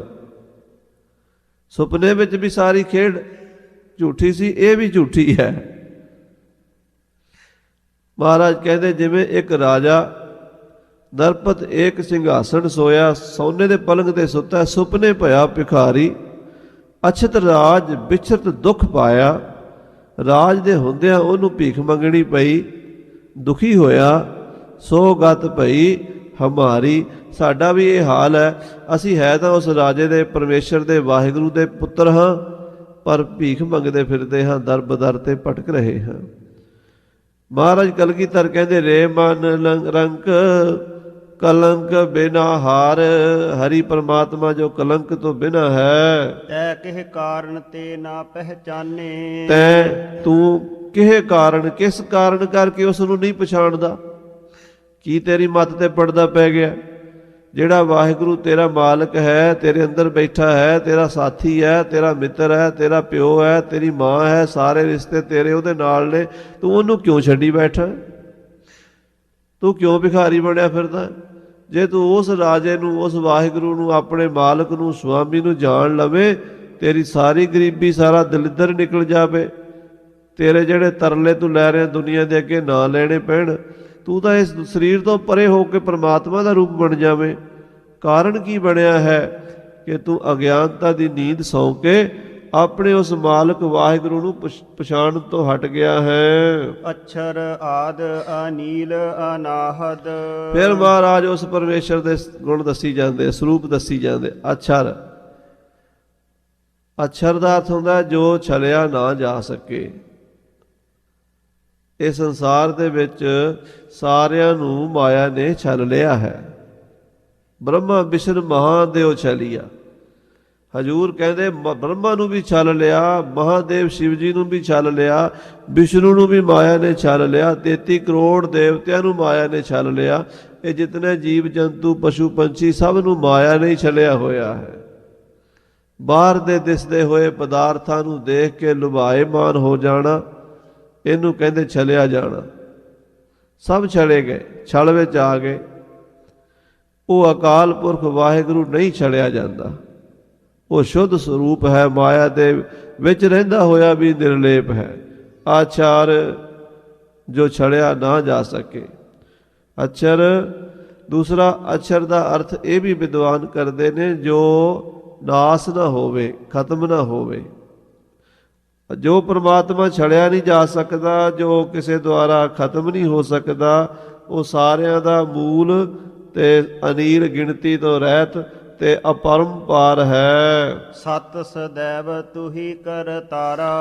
ਉਹ ਵਾਹਿਗੁਰੂ ਨੂੰ ਮਹਾਰਾਜ ਮੁਖਾਤਬ ਹੋ ਕੇ ਕਹਿੰਦੇ ਨੇ, ਸਤ ਸਦੈਵ ਤੁਹੀ ਕਰਤਾਰਾ, ਸਤ ਸਦੈਵ ਤੁਹੀ ਕਰਤਾਰਾ। ਸਤ ਸਦੈਵ ਤੁਹੀ ਕਰਤਾਰਾ, ਸਤ ਸਦੈਵ ਤੁਹੀ ਕਰਤਾਰਾ। ਇਹ ਸਤ ਸਦੈਵ ਤੁਹੀ ਕਰਤਾਰਾ, ਸਤ ਸਦੈਵ ਤੁਹੀ ਕਰਤਾਰਾ। ਸਤ ਸਦੈਵ ਤੁਹੀ ਕਰਤਾਰਾ, ਸਤ ਸਦੈਵ ਤੁਹੀ ਕਰਤਾਰਾ। ਸਦਾ ਸਤ, ਸਦਾ ਰਹਿਣ ਵਾਲਾ, ਸਾਰਿਆਂ ਨੂੰ ਕਰਤਾ ਹੋ ਕੇ ਬਣਾਉਣ ਵਾਲਾ, ਕਰਤਾਰ ਹੈ ਸਾਰਿਆਂ ਦਾ। ਜਿੰਨੀ ਸ੍ਰਿਸ਼ਟੀ ਹੈ ਇਹਨੂੰ ਬਣਾਉਣ ਵਾਲਾ, ਰਚਣ ਵਾਲਾ ਵੀ ਤਾਂ ਕੋਈ ਹੈ। ਬਿਨਾਂ ਬਣਾਇਆ ਕੋਈ ਚੀਜ਼ ਬਣਦੀ ਨਹੀਂ ਸੰਸਾਰ ਵਿੱਚ। ਇਹ ਐਡਾ ਵੱਡਾ ਸੰਸਾਰ ਆਪਣੇ ਆਪ ਕਿਵੇਂ ਬਣ ਗਿਆ?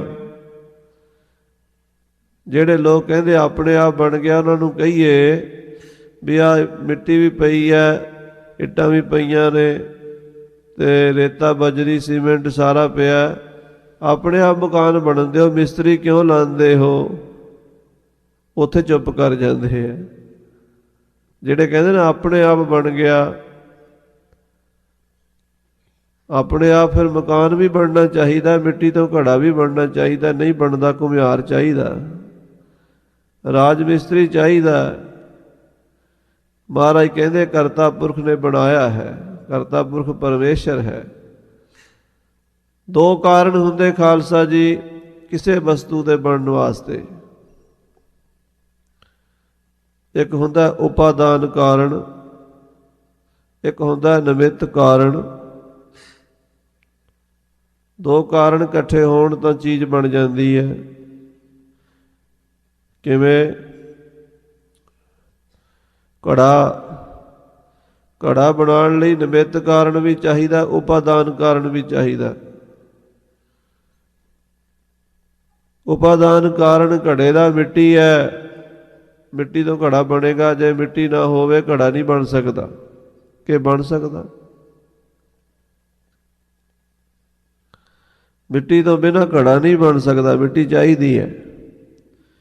ਨਿਮਿਤ ਕਾਰਨ ਘੁਮਿਆਰ ਹੈ, ਘੁਮਿਆਰ ਹੋਵੇਗਾ ਤਾਂ ਘੜਾ ਬਣੇਗਾ। ਮਿੱਟੀ ਜਿੰਨੀ ਮਰਜ਼ੀ ਹੈ, ਘੁਮਿਆਰ ਨਹੀਂ ਤਾਂ ਵੀ ਨਹੀਂ ਬਣ ਸਕਦਾ। ਘੁਮਿਆਰ ਹੈ ਤੇ ਮਿੱਟੀ ਨਹੀਂ, ਫਿਰ ਵੀ ਨਹੀਂ ਬਣ ਸਕਦਾ। ਮਕਾਨ ਬਣਿਆ, ਮਕਾਨ ਵਾਸਤੇ ਵੀ ਉਪਾਦਾਨ ਕਾਰਨ ਮਿੱਟੀ, ਰੇਤਾ ਬਜਰੀ ਸੀਮੈਂਟ ਸਰੀਆ ਲੱਕੜੀ, ਇਹ ਸਾਰੀਆਂ ਚੀਜ਼ਾਂ ਚਾਹੀਦੀਆਂ ਨੇ। ਇਹ ਹੈਗਾ ਉਪਾਦਾਨ ਕਾਰਨ। ਜਿੰਨਾ ਮਟੀਰੀਅਲ ਹੈ ਉਪਾਦਾਨ ਕਾਰਨ ਹੈ। ਇਹਦੇ ਨਾਲ ਨਿਮਿਤ ਕਾਰਨ, ਉਹ ਆਰਕੀਟੈਕਟ, ਉਹ ਇੰਜੀਨੀਅਰ ਔਰ ਉਹ ਮਿਸਤਰੀ ਔਰ ਮਜ਼ਦੂਰ ਹਨ, ਜਿਹੜੇ ਇਹਨੂੰ ਬਣਾਉਣ ਵਾਸਤੇ ਸਾਰਾ ਜੋੜ ਕੇ ਲਾਈ ਜਾਂਦੇ ਹੈ। ਮਿਸਤਰੀ ਹਨ, ਰਾਜ ਮਜ਼ਦੂਰ ਹਨ। ਜੇ ਮਿੱਟੀ ਹੋਵੇ, ਘੁਮਿਆਰ ਨਾ ਹੋਵੇ ਤਾਂ ਵੀ ਘੜਾ ਨਹੀਂ ਬਣਦਾ। ਮਟੀਰੀਅਲ ਹੋਵੇ, ਮਿਸਤਰੀ ਨਾ ਹੋਵੇ, ਮਕਾਨ ਨਹੀਂ ਬਣਦਾ। ਮਿਸਤਰੀ ਹੋਵੇ, ਮਟੀਰੀਅਲ ਨਾ ਹੋਵੇ ਤਾਂ ਵੀ। ਕਈ ਵਾਰੀ ਮਿਸਤਰੀ ਨੂੰ ਬੁਲਾ ਕੇ ਬਿਠਾ ਲੈਂਦੇ। ਉਹ ਕਹਿੰਦਾ ਸਰਦਾਰ ਜੀ ਮਕਾਨ ਕਿੱਥੋਂ ਬਣਾਵਾਂ? ਇੱਟਾਂ ਤੇ ਆਈਆਂ ਕੋਈ ਨਹੀਂ ਅਜੇ, ਸੀਮਿੰਟ ਨਹੀਂ ਆਇਆ, ਤੁਹਾਡਾ ਰੇਤਾ ਨਹੀਂ ਆਇਆ, ਬਜਰੀ ਨਹੀਂ ਆਈ, ਸਰੀਆ ਨਹੀਂ ਆਇਆ, ਕਿਵੇਂ ਬਣਾਵਾਂ? ਕਈ ਵਾਰੀ ਸਮਾਨ ਬਣਾ ਕੇ ਮੰਗਾ ਕੇ ਰੱਖ ਲਈਦਾ, ਮਿਸਤਰੀ ਕੋਲ ਟਾਈਮ ਨਹੀਂ ਹੁੰਦਾ, ਉਹ ਆਨਾਕਾਨੀ ਕਰੀ ਜਾਂਦਾ, ਅੱਜ ਆਵਾਂਗਾ ਕੱਲ੍ਹ ਆਵਾਂਗਾ, ਤਾਂ ਵੀ ਨਹੀਂ ਮਕਾਨ ਬਣਦਾ। ਹੁਣ ਐਡੀ ਵੱਡੀ ਸ੍ਰਿਸ਼ਟੀ ਬਣ ਗਈ ਹੈ, ਇਹ ਕਿਵੇਂ ਬਣੀ ਹੈ? ਆਖੋ ਸ੍ਰੀ ਵਾਹਿਗੁਰੂ। ਇਹ ਕਿਵੇਂ ਬਣੀ ਹੈ? ਇਹਦੇ ਵੀ ਦੋ ਕਾਰਨ। ਇੱਕ ਤਾਂ ਹੈ ਮਟੀਰੀਅਲ, ਕਿਹੜਾ? ਪੰਜ ਤੱਤ। ਪ੍ਰਕਿਰਤੀ, ਅੱਗ, ਪਾਣੀ, ਹਵਾ, ਆਕਾਸ਼ ਤੇ ਧਰਤੀ, ਇਹ ਉਪਾਦਾਨ ਕਾਰਨ ਹੈ। ਮਿਸਤਰੀ ਨਿਮਿਤ ਕਾਰਨ ਹੈ, ਕਰਤਾ ਪੁਰਖ। ਫਿਰ ਸ਼ੰਕਾ ਇਹ ਹੁੰਦਾ ਵੀ ਉਪਾਦਾਨ ਕਾਰਨ ਔਰ ਨਿਮਿਤ ਕਾਰਨ ਦੋ ਹੋ ਗਏ, ਫਿਰ ਰੱਬ ਦੋ ਹੋ ਜਾਣੇ ਚਾਹੀਦੇ ਆ, ਵੱਖਰੇ ਵੱਖਰੇ ਆ। ਦੋ ਹੋ ਗਏ ਨਾ, ਇੱਕ ਤਾਂ ਬਣਾਉਣ ਵਾਲਾ ਹੋ ਗਿਆ ਤੇ ਇੱਕ ਮਟੀਰੀਅਲ ਹੋ ਗਿਆ ਸੰਸਾਰ ਦਾ, ਦੋ ਬਣ ਗਏ। ਨਹੀਂ ਖਾਲਸਾ ਜੀ, ਜੋ ਗੁਰੂ ਗ੍ਰੰਥ ਸਾਹਿਬ ਮਹਾਰਾਜ ਦੇ ਵਿੱਚ ਦੱਸਿਆ ਹੈ, ਉਹ ਕਹਿੰਦੇ ਆ ਜਿਵੇਂ ਮੱਕੜੀ ਜਾਲਾ ਬੁਣਦੀ ਹੈ, ਬੁਣ ਕਰਕੇ ਉਹ ਨਿਮਿਤ ਕਾਰਨ ਹੈ, ਮਿਸਤਰੀ ਹੈ। ਪਰ ਤੁਹਾਨੂੰ ਸਿਆਣਿਆਂ ਨੂੰ ਪਤਾ ਹੋਣਾ, ਮੱਕੜੀ ਜਾਲਾ ਆਪਣੇ ਵਿੱਚੋਂ ਹੀ ਕੱਢਦੀ ਹੈ, ਬਾਹਰੋਂ ਨਹੀਂ ਲੈ ਕੇ ਆਉਂਦੀ। ਆਪਣੇ ਵਿੱਚੋਂ ਹੀ ਮੂੰਹ ਤੋਂ ਕੱਢ ਕੇ ਤੇ ਉਹਦੇ ਨਾਲ ਹੀ ਬਣਾਈ ਜਾਂਦੀ ਹੈ। ਅਕਾਲ ਪੁਰਖ ਵਾਹਿਗੁਰੂ ਨਿਰੰਕਾਰ ਜੋਤੀ ਸਰੂਪ ਪਰਮੇਸ਼ਰ ਨੇ ਪੰਜੇ ਤੱਤ ਆਪਣੇ ਵਿੱਚੋਂ ਪੈਦਾ ਕਰਕੇ ਬਣਾ ਦਿੱਤੇ ਨੇ। ਨਿਮਿਤ ਕਾਰਨ ਵੀ ਆਪ ਹੈ ਤੇ ਉਪਾਦਾਨ ਕਾਰਨ ਵੀ ਆਪ ਹੈ, ਦੋ ਨਹੀਂ ਹਨ। ਇਹ ਫਰਕ ਹੈ ਉਹਦਾ ਤੇ ਸਾਡਾ, ਵਾਹਿਗੁਰੂ ਦਾ ਸਾਡੇ ਨਾਲੋਂ, ਇਹ ਵਿਸ਼ੇਸ਼ਤਾ ਹੈ। ਜਪਜੀ ਸਾਹਿਬ 'ਚ ਹਜ਼ੂਰ ਕਹਿੰਦੇ ਨੇ, ਕੀਤਾ ਪਸਾਓ ਏਕੋ ਕਵਾਓ, ਤਿਸਤੇ ਹੋਏ ਲੱਖ ਦਰਿਆਓ। ਹੁਕਮ ਦੇ ਨਾਲ, ਹੁਕਮੀ ਹੋਵਨ ਆਕਾਰ, ਹੁਕਮ ਨ ਕਹਿਆ ਜਾਈ, ਹੁਕਮੀ ਹੋਵਨ ਜੀ, ਹੁਕਮ ਮਿਲੈ ਵਡਿਆਈ। ਹੁਕਮ ਦਿੱਤਾ ਪਰਮੇਸ਼ਰ ਨੇ, ਬਣ ਜਾ, ਹੋ ਜਾ। ਇੱਕ ਆਰੀਆ ਸਮਾਜੀ ਸਾਨੂੰ ਮਿਲਿਆ, ਕਹਿਣ ਲੱਗਾ, ਗਿਆਨੀ ਜੀ ਤੁਹਾਡਾ ਜਪਜੀ ਸਾਹਿਬ ਵੀ ਸਾਨੂੰ ਪਸੰਦ ਨਹੀਂ ਆਉਂਦਾ। ਮੈਂ ਕਿਹਾ ਕਿਉਂ? ਕਹਿੰਦਾ ਹੁਕਮ ਕਿਸ ਨੇ ਕਿਸ ਨੂੰ ਕਿਸ ਥਾਂ ਤੇ ਦਿੱਤਾ? ਕਿਉਂਕਿ ਹੁਕਮ ਤਾਂ ਇੱਕ ਬੰਦਾ ਦੂਜੇ ਨੂੰ ਦਿੰਦਾ, ਨੌਕਰ ਨੂੰ ਮਾਲਕ ਹੁਕਮ ਦਿੰਦਾ। ਜਦੋਂ ਹੈ ਹੀ ਇਕੱਲਾ ਸੀ, ਹੁਕਮ ਕਿਸ ਨੂੰ ਦਿੱਤਾ? ਇੱਕ ਹੁਕਮ ਦੇਣ ਵਾਲਾ ਹੁੰਦਾ, ਹੁਕਮ ਲੈਣ ਵਾਲਾ ਹੁੰਦਾ। ਸ਼ੰਕਾ ਕਰਨ ਵਾਲੇ ਬੜੇ ਬੜੇ ਪਏ ਆ ਅੱਜ ਦੇ ਸਾਡੇ ਨਿੱਕੇ ਨਿੱਕੇ, ਆ ਜਿਹੜੀਆਂ ਆਪਾਂ ਗੱਲਾਂ ਕਰੀ ਜਾਂਦੇ ਆ, ਸਾਡੇ ਤਾਂ ਗੱਲ ਹੀ ਕੋਈ ਨਹੀਂ। ਜਿਹੜੇ ਦੂਜੇ ਮਤਾਂ ਦੇ ਬੜੇ ਬੜੇ ਵਿਦਵਾਨ ਨੇ, ਸਾਨੂੰ ਤੁਰਨ ਨਹੀਂ ਦਿੰਦੇ ਜੇ ਉਹਨਾਂ ਨਾਲ ਆਪਾਂ ਤਗੜੇ ਹੋ ਕੇ ਨਾ ਬੈਠੀਏ। ਕਹਿੰਦਾ ਜੀ ਹੁਕਮ ਕਿਸ ਨੇ ਕਿਸ ਨੂੰ ਕਿਸ ਥਾਂ ਤੇ ਦਿੱਤਾ? ਦੂਜਾ ਤਾਂ ਹੈ ਨਹੀਂ ਸੀ। ਤਾਂ ਉਹਨਾਂ ਦੇ ਵੇਦਾਂ ਵਿੱਚ ਇਹ ਗੱਲ ਲਿਖੀ ਹੈ ਕਿ ਏਕੰ ਹੰ ਬਹੁ ਸ਼ਿਆਮਾ। ਵੇਦ ਦਾ ਵਾਕ ਹੈ ਕਿ ਮੈਂ ਇੱਕ ਹਾਂ। ਪਰਮੇਸ਼ਰ ਦਾ ਫੁਰਨਾ ਹੋਇਆ ਕਿ ਮੈਂ ਬਹੁਤ ਹੋ ਜਾਵਾਂ, ਮੈਂ ਇਕੱਲਾ ਹੀ ਬਹੁਤ ਹੋ ਜਾਵਾਂ। ਇਹ ਫੁਰਨਾ ਹੀ ਉਹਦਾ। ਕੀਤਾ ਪਸਾਓ ਏਕੋ ਕਵਾਓ, ਤਿਸਤੇ ਹੋਏ ਲੱਖ ਦਰਿਆਓ। ਉਹਦਾ ਫੁਰਨਾ ਇੱਕ ਤੋਂ ਅਨੇਕ ਹੋ ਜਾਣ ਦਾ, ਬਸ ਸਾਰਾ ਪਸਰ ਗਿਆ। ਗੁਰੂ ਸਾਹਿਬ ਕਹਿੰਦੇ ਹੁਕਮੀ ਹੋਣ ਆਕਾਰ। ਹੁਕਮ ਕਿਸੇ ਦੂਸਰੇ ਨੂੰ ਨਹੀਂ ਦਿੱਤਾ, ਉਹਦਾ ਫੁਰਨਾ ਹੀ ਆਪਣੇ ਅੰਦਰ ਹੀ ਸੀ ਕਿ ਮੈਂ ਇੱਕ ਤੋਂ ਅਨੇਕ ਹੋ ਜਾਵਾਂ। ਇਹੀ ਹੁਕਮ ਵਰਤ ਗਿਆ, ਉਹਦੇ ਅੰਦਰ ਫੁਰਨਾ ਫੁਰਿਆ ਤੇ ਸੰਸਾਰ ਬਣ ਗਿਆ। ਇਸ ਕਰਕੇ ਸਾਹਿਬ ਕਹਿੰਦੇ ਨੇ, ਸਤ ਸਦੈਵ ਤੂੰ ਹੀ ਕਰ ਤਾਰਾ, ਸਤ ਸਦੈਵ ਤੂੰ ਹੀ ਕਰ ਤਾਰਾ। ਸਤ ਸਦੈਵ ਤੂੰ ਹੀ ਕਰ ਤਾਰਾ, ਸਤ ਸਦੈਵ ਤੂੰ ਹੀ ਕਰ ਤਾਰਾ। ਉਹ ਵਾਹਿਗੁਰੂ ਸਤ ਸਦੈਵ ਸਾਰਿਆਂ ਦੇ ਵਿੱਚ ਤੇ ਸਾਰਿਆਂ ਨੂੰ ਪੈਦਾ ਕਰਨ ਵਾਲਾ, ਸਾਰਿਆਂ ਦਾ ਕਰਤਾਰ ਹੈ। ਜੀਵ ਜਿਤੇ ਜਲ ਮੈਂ ਥਲ ਮੈਂ। ਜਿੰਨੇ ਜੀਵ ਜਲ ਵਿੱਚ ਹਨ, 42 ਲੱਖ ਜੂਨਾਂ ਜਲ ਵਿੱਚ ਹਨ, 42 ਲੱਖ ਹੀ ਧਰਤੀ ਤੇ ਹਨ। ਮਹਾਰਾਜ ਗੁਰੂ ਗ੍ਰੰਥ ਸਾਹਿਬ ਦਾ ਬਚਨ ਹੈ, 42 ਲੱਖ ਜੀ ਜਲ ਮੇ ਹੋਤੇ, ਬੀਠਲ ਪਹਿਲਾ ਕਾਹੇ ਕਰੋ। ਜਿੰਨੀਆਂ ਜੂਨਾਂ ਪਾਣੀ ਵਿੱਚ ਨੇ ਔਰ ਜਿੰਨੀਆਂ ਜੂਨਾਂ ਧਰਤੀ ਤੇ ਥਲ ਵਿੱਚ ਰਹਿੰਦੀਆਂ ਹਨ, ਸਭ ਕੈ ਸਦ ਪੇਟ ਕੋ ਭੁਖਨ ਹਾਰਾ। ਸਾਰਿਆਂ ਦੇ ਪੇਟ ਨੂੰ ਭਰਨ ਵਾਲਾ ਹੈ। ਸਭ ਕੈ ਸਦ ਪੇਟ ਕੋ ਭੁਖਨ ਹਾਰਾ। ਮਹਾਰਾਜ ਗੁਰੂ ਨਾਨਕ ਸੱਚੇ ਪਾਤਸ਼ਾਹ ਜੀ ਕਹਿੰਦੇ ਹਨ, ਵਿੱਚ ਉਪਾਏ ਸਾਇਰਾਂ ਤਿਨਾਂ ਪੇਸਾਰ ਕਰੇ। ਸਾਇਰ ਨਾਮ ਸਮੁੰਦਰ ਦਾ ਹੈ। ਸਮੁੰਦਰ ਦੇ ਵਿੱਚ ਜੀਵ ਪੈਦਾ ਕੀਤੇ, ਉਹਨਾਂ ਦੀ ਵੀ ਖਬਰ ਲੈਣੀ ਹੈ। ਉੱਥੇ ਹੱਟ ਨਾ ਚੱਲਈ, ਉੱਥੇ ਕੋਈ ਹੱਟੀ ਦੁਕਾਨ ਨਹੀਂ ਬਣੀ ਹੋਈ, ਮੌਲ ਨਹੀਂ ਬਣੇ ਹੋਏ ਖਰੀਦ ਫਰੋਖਤ ਕਰਨ ਵਾਸਤੇ। ਉੱਥੇ ਹੱਟ ਨਾ ਚੱਲਈ, ਨਾ ਕੋ ਕਿਰਸ ਕਰੇ, ਨਾ ਉੱਥੇ ਖੇਤੀ ਹੈ, ਖੇਤੀ ਵੀ ਕੋਈ ਨਹੀਂ ਉੱਥੇ। ਉੱਥੇ ਫਿਰ ਕਿੱਦਾਂ ਗੁਜ਼ਾਰਾ ਹੁੰਦਾ? ਉੱਥੇ ਵੀ ਵਾਹਿਗੁਰੂ ਨੇ ਉਹਨਾਂ ਦੀ ਸਾਰ ਲੈਣੀ ਹੈ। ਜੀਆਂ ਕਾ ਆਹਾਰ ਜੀ, ਵੱਡਿਆਂ ਜੀਵਾਂ ਵਾਸਤੇ ਛੋਟੇ ਜੀਵ ਪੈਦਾ ਕੀਤੇ ਹੈ। ਜਦੋਂ ਛੋਟਿਆਂ ਦੀ ਉਮਰ ਪੂਰੀ ਹੁੰਦੀ ਹੈ, ਵੱਡੇ ਉਹਨਾਂ ਨੂੰ ਖਾ ਜਾਂਦੇ ਹੈ, ਪੇਟ ਭਰ ਦਿੰਦੇ ਆ। ਇਸ ਤਰ੍ਹਾਂ ਸਿਸਟਮ ਬਣਾਇਆ ਵਿੱਚ ਉਪਾਏ ਸਾਇਰਾ ਤਿਨਾ ਪੇਸਾਰ ਕਰੇ। ਉੱਥੇ ਹੱਟ ਨਾ ਚੱਲੇ, ਨਾ ਕੋ ਕਿਰਸ ਕਰੇ। ਜੀਆਂ ਕਾ ਆਹਾਰ ਜੀ, ਖਾਣਾ ਉਹ ਕਰੇ, ਇਹ ਉੱਥੇ ਖਾਣਾ ਵਰਤਦਾ। ਸਭ ਕਹਿ ਸਦ ਪੇਟ ਕੋ ਪੋਖਣ ਹਾਰਾ। ਜਿੰਨੇ ਜੀਵ ਨੇ, ਗਊ ਨੂੰ ਘਾਸ ਚਾਹੀਦਾ, ਵਾਹਿਗੁਰੂ ਦੇ ਰਿਹਾ ਹੈ। ਸ਼ੇਰ ਨੂੰ ਮਾਸ ਚਾਹੀਦਾ, ਵਾਹਿਗੁਰੂ ਦੇ ਰਿਹਾ ਹੈ। ਐਸੀ ਉਹਦੀ ਬਣਾਈ ਹੋਈ ਬਿਉਂਤਬੰਦੀ ਹੈ। ਵੇਦ ਪੁਰਾਨ ਕੁਰਾਨ ਦੁਹੂ ਮਿਲ। ਮਹਾਰਾਜ ਕਹਿੰਦੇ ਵੇਦਾਂ ਪੁਰਾਣਾਂ ਨੇ ਤੇ ਕਿਤਾਬਾਂ ਕੁਰਾਨਾਂ ਨੇ, ਦੋਵਾਂ ਮਤਾਂ ਦੇ ਗ੍ਰੰਥ ਪੜ੍ਹ ਲਓ। ਖਾਲਸਾ ਜੀ, ਜਿਹੜੇ ਧਰਮ ਦੇ ਨਾਂ 'ਤੇ ਲੜਦੇ ਆ ਨਾ, ਹਿੰਦੂ, ਮੁਸਲਮਾਨ, ਸਿੱਖ, ਈਸਾਈ, ਇਹ ਉਹ ਲੋਕ ਲੜਦੇ ਆ ਜਿਨ੍ਹਾਂ ਨੇ ਧਰਮ ਨੂੰ ਚੰਗੀ ਤਰ੍ਹਾਂ ਬਹਿ ਕੇ ਵਿਚਾਰਿਆ ਨਹੀਂ ਹੁੰਦਾ, ਧਰਮ ਗ੍ਰੰਥਾਂ ਦਾ ਚਿੰਤਨ ਨਹੀਂ ਕੀਤਾ ਹੁੰਦਾ। ਪਰ ਜਿਹੜੇ ਲੋਕ ਧਰਮ ਗ੍ਰੰਥਾਂ ਦੇ ਡੂੰਘੇ ਅਧਿਐਨ ਵਿੱਚ ਚਲੇ ਜਾਂਦੇ ਆ, ਉਹਨਾਂ ਦੀ ਗੱਲ ਕੁਝ ਹੋਰ ਹੁੰਦੀ ਹੈ। ਉਹ ਦੋਵਾਂ ਦੇ ਵਿੱਚੋਂ ਤੱਤ ਕੱਢ ਲੈਂਦੇ ਆ। ਮਹਾਰਾਜ ਕਹਿੰਦੇ ਵੇਦਾਂ ਪੁਰਾਣਾਂ ਵਿੱਚੋਂ ਵੀ ਤੇ ਕਿਤਾਬਾਂ ਕੁਰਾਨਾਂ ਨੂੰ ਵੇਖਿਆ ਹੈ। ਭਾਤ ਅਨੇਕ ਵਿਚਾਰ ਵਿਚਾਰਾ। ਉਹਨਾਂ ਨੇ ਉਸ ਪਰਮਾਤਮਾ ਦੇ ਬਾਰੇ ਹੀ ਭਾਂਤ ਭਾਂਤ ਦੀਆਂ ਗੱਲਾਂ ਕੀਤੀਆਂ ਨੇ। ਭਾਂਤ ਅਨੇਕ, ਅਨੇਕਾਂ ਤਰੀਕਿਆਂ ਨਾਲ, ਅਨੇਕਾਂ ਜੁਗਤੀਆਂ ਨਾਲ ਵਿਚਾਰ ਵਿਚਾਰਾ, ਵਿਚਾਰਾਂ ਨੂੰ ਵਿਚਾਰਿਆ ਹੈ। ਗਿਆਨ ਵਿਚਾਰ ਕੀਤੀ ਹੈ, ਚਰਚਾ ਕੀਤੀ ਹੈ ਵੇਦਾਂ ਵਿੱਚ, ਪੁਰਾਣਾਂ ਵਿੱਚ, ਸ਼ਾਸਤਰਾਂ ਵਿੱਚ, ਕਿਤਾਬਾਂ ਵਿੱਚ, ਉਸ ਪ੍ਰਭੂ ਦੇ ਬਾਰੇ। ਇਹ ਸ੍ਰਿਸ਼ਟੀ ਦਾ ਮੂਲ ਕੀ ਹੈ? ਇਹ ਸੰਸਾਰ ਕਿੱਥੋਂ ਬਣਿਆ? ਇਹ ਸੰਸਾਰ ਨੂੰ ਚਲਾ ਕੌਣ ਰਿਹਾ ਹੈ? ਜੀਵ ਆਉਂਦੇ ਕਿੱਥੋਂ ਨੇ?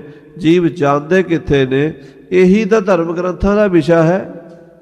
ਅੱਜ ਸਾਡੇ ਗੁਰਦੁਆਰਿਆਂ ਵਿੱਚ, ਮੰਦਰਾਂ ਵਿੱਚ, ਧਰਮ ਸਥਾਨਾਂ 'ਤੇ ਅਧਿਆਤਮਿਕ ਦੀ ਗੱਲ ਘੱਟ ਹੁੰਦੀ ਹੈ ਤੇ ਡੰਗ ਸੋਟੇ ਵਾਲੀ ਜ਼ਿਆਦਾ ਹੁੰਦੀ ਹੈ। ਖਾਲਸਾ ਜੀ, ਉਹ ਗੱਲਾਂ ਚਰਚਾ 'ਚ ਛੇੜੀਆਂ ਜਾਂਦੀਆਂ ਨੇ ਜਿਨ੍ਹਾਂ ਦਾ ਕਿਸੇ ਨੂੰ ਪਰਮਾਰਥੀ ਲਾਭ ਨਹੀਂ ਹੋਣਾ। ਤਰਕ ਬਿਤਰਕ ਜ਼ਰੂਰ ਪੈਦਾ ਕਰ ਦੇਣੀ, ਬੰਦੇ ਦੇ ਦਿਮਾਗ ਵਿੱਚ ਛੁਰੀਆਂ ਤਿੱਖੀਆਂ ਕਰ ਲੈਣੀਆਂ, ਦਿਮਾਗ ਦੀਆਂ ਛੁਰੀਆਂ ਤਿੱਖੀਆਂ ਕਰ ਲੈਣੀਆਂ। ਕੋਈ ਫਾਇਦਾ ਨਹੀਂ, ਜਿੰਨੀ ਤਿੱਖੀ ਹੋਵੇਗੀ ਓਨੀ ਵੱਢੇਗੀ। ਜਿਹੜੀ ਅੰਦਰ ਸ਼ਾਂਤੀ ਦੇ ਠੰਡ ਆਉਣੀ ਹੈ, ਉਹ ਅਧਿਆਤਮ ਗੱਲਾਂ ਨਾਲ ਆਉਣੀ ਹੈ। ਜਿਹੜੇ ਧਰਮ ਗ੍ਰੰਥਾਂ ਦਾ ਮੂਲ ਮੁੱਦਾ ਹੈ, ਸ੍ਰੀ ਗੁਰੂ ਗ੍ਰੰਥ ਸਾਹਿਬ ਜੀ ਦੇ 1430 ਅੰਗ ਹਨ, ਦਸਮ ਦੇ 1428 ਅੰਗ ਹਨ, ਸਰਬਲੋਕ ਗ੍ਰੰਥ ਜੀ ਦੇ 1028 ਅੰਗ ਹਨ, ਭਾਈ ਗੁਰਦਾਸ ਜੀ ਦੀਆਂ 40 ਵਾਰਾਂ ਹਨ, ਭਾਈ ਸਾਹਿਬ ਜੀ ਦੇ 675 ਕਬਿਤ ਸਵਈਏ ਹਨ, ਭਾਈ ਸਾਹਿਬ ਭਾਈ ਆਨੰਦ ਲਾਲ ਜੀ ਦੀਆਂ 6-7 ਬੜੇ ਆਲਾ ਦਰਜੇ ਦੀਆਂ ਧਰਮ ਗ੍ਰੰਥ ਪੁਸਤਕਾਂ ਹਨ। ਮਹਾਨ ਗ੍ਰੰਥ ਭਾਈ ਸੰਤੋਖ ਸਿੰਘ ਜੀ ਦਾ ਸੂਰਜ ਪ੍ਰਕਾਸ਼ ਹੈ, ਪੰਥ ਪ੍ਰਕਾਸ਼ ਹੈ। ਬੜੇ ਬੜੇ ਹੋਰ ਜਨਮ ਸਾਖੀਆਂ ਤੇ ਪ੍ਰਾਚੀਨ ਗੁਰਬਿਲਾਸ ਦੇ ਗ੍ਰੰਥ ਹਨ, ਮਹਿਮਾ ਪ੍ਰਕਾਸ਼। ਉਹਨਾਂ ਸਾਰਿਆਂ ਨੂੰ ਛੱਡ ਕੇ ਨਾ ਅਸੀਂ ਅੱਜ ਇਹੋ ਜਿਹੀਆਂ ਗੱਲਾਂ ਸਟੇਜਾਂ 'ਤੇ ਕਰਦੇ ਹਾਂ ਵੀ ਜਿਹੜਾ ਵੀ ਘਰ ਜਾਵੇ ਉਹ ਵੀ ਦਿਮਾਗ 'ਤੇ ਟੈਨਸ਼ਨ ਲੈ ਕੇ ਜਾਵੇ ਵੀ ਉੱਥੇ ਕੀ ਹੋ ਰਿਹਾ, ਕੀ ਕਿਵੇਂ ਹੋ ਰਿਹਾ। ਖਾਲਸਾ ਜੀ, ਇਹ ਵਿਚਾਰ ਗ੍ਰੰਥਾਂ ਦੀ ਨਹੀਂ ਹੈ। ਤੁਸੀਂ ਗ੍ਰੰਥਾਂ ਨੂੰ ਪੜ੍ਹੋ, ਉਹਨਾਂ ਵਿੱਚ ਆਤਮਾ ਦੀ ਗੱਲ ਜੇ, ਪਰਮਾਤਮਾ ਦੀ ਗੱਲ ਜੇ, ਜੀਵਨ ਦੀ ਗੱਲ ਜੇ, ਰੂਹਾਨੀਅਤ ਦੀ ਗੱਲ ਜੇ। ਉਹਨਾਂ ਗੱਲਾਂ ਨੂੰ ਛੱਡ ਕੇ ਤੇ ਆਪਾਂ ਨੀਵੀਆਂ ਗੱਲਾਂ 'ਤੇ ਆ ਗਏ। ਇਹ ਸਾਡੀ ਬਿਰਤੀ ਨੂੰ ਥੱਲੇ ਲਿਜਾਣ ਵਾਲਾ ਸੌਦਾ ਹੈ। ਹਜ਼ੂਰ ਕਹਿੰਦੇ ਆ ਵੇਦ ਪੁਰਾਨ ਕੁਰਾਨ ਦਹੂ ਮਿਲ, ਭਾਂਤ ਅਨੇਕ ਵਿਚਾਰ ਵਿਚਾਰਾ। ਵੱਡੇ ਵੱਡੇ ਧਰਮ ਗ੍ਰੰਥਾਂ ਨੇ ਦੋਵਾਂ ਪਾਸਿਆਂ ਤੋਂ ਵਿਚਾਰ ਕੀਤੀ ਹੈ। ਔਰ ਜਹਾਨ ਨਿਦਾਨ ਕਛੂ ਨਹਿ।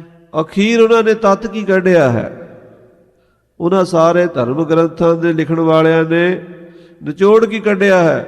ਉਹਨਾਂ ਨੇ ਆਖਿਆ ਇਸ ਜਹਾਨ ਵਿੱਚ ਔਰ ਦੂਸਰਾ ਅਖੀਰ ਨੂੰ ਕੁਝ ਨਹੀਂ ਰਹਿਣਾ। ਨਿਦਾਨ ਮੈਨੇ ਅਖੀਰ ਨੂੰ, ਇਹ ਸ਼ਬਦ ਜਿਹੜਾ ਹੈ ਨਾ, ਨਿਦਾਨ ਔਰ ਨਿਧਾਨ ਦਾ ਕਈ ਵਾਰੀ ਭੁਲੇਖਾ ਲੱਗ ਜਾਂਦਾ। ਕਈ ਵਾਰੀ ਅਣਜਾਣ ਪਾਠੀ ਨਿਦਾਨ ਨੂੰ ਨਿਧਾਨ ਪੜ੍ਹ ਜਾਂਦੇ ਆ, ਨਿਧਾਨ ਨੂੰ ਨਿਦਾਨ ਪੜ੍ਹ ਜਾਂਦੇ ਆ। ਉਹ ਦੱਦੇ ਨਾਲ ਹੈ, ਇੱਕ ਧੱਦੇ ਨਾਲ ਹੈ। ਜਿਵੇਂ ਜਬ ਆਪ ਕੀ ਔਦ ਨਿਦਾਨ ਬਣੇ, ਇਹ ਦੱਦੇ ਨਾਲ ਹੈ, ਪਰ ਆਮ ਪੜ੍ਹ ਜਾਂਦੇ ਜਬ ਆਪ ਕੀ ਔਦ ਨਿਧਾਨ ਬਣੇ। ਨਿਧਾਨ ਦਾ ਮਤਲਬ ਹੁੰਦਾ ਖਜ਼ਾਨਾ ਤੇ ਨਿਦਾਨ ਦਾ ਮਤਲਬ ਹੁੰਦਾ ਅਖੀਰ, ਓੜਕ, ਲਾਸਟ। ਕਿੰਨਾ ਫਰਕ ਹੈ? ਇੱਥੇ ਨਿਦਾਨ ਦਾ ਮਤਲਬ ਹੈ ਅਖੀਰ ਨੂੰ, ਲਾਸਟ, ਜਦੋਂ ਕੋਈ ਮੱਖਣ ਕੱਢਿਆ ਗਿਆ, ਜਦੋਂ ਕੋਈ ਨਿਚੋੜ ਕੱਢਿਆ ਗਿਆ ਕਿਸੇ ਗੱਲ ਦਾ, ਹੋਰ ਕੁਝ ਨਹੀਂ ਨਿਕਲਣਾ।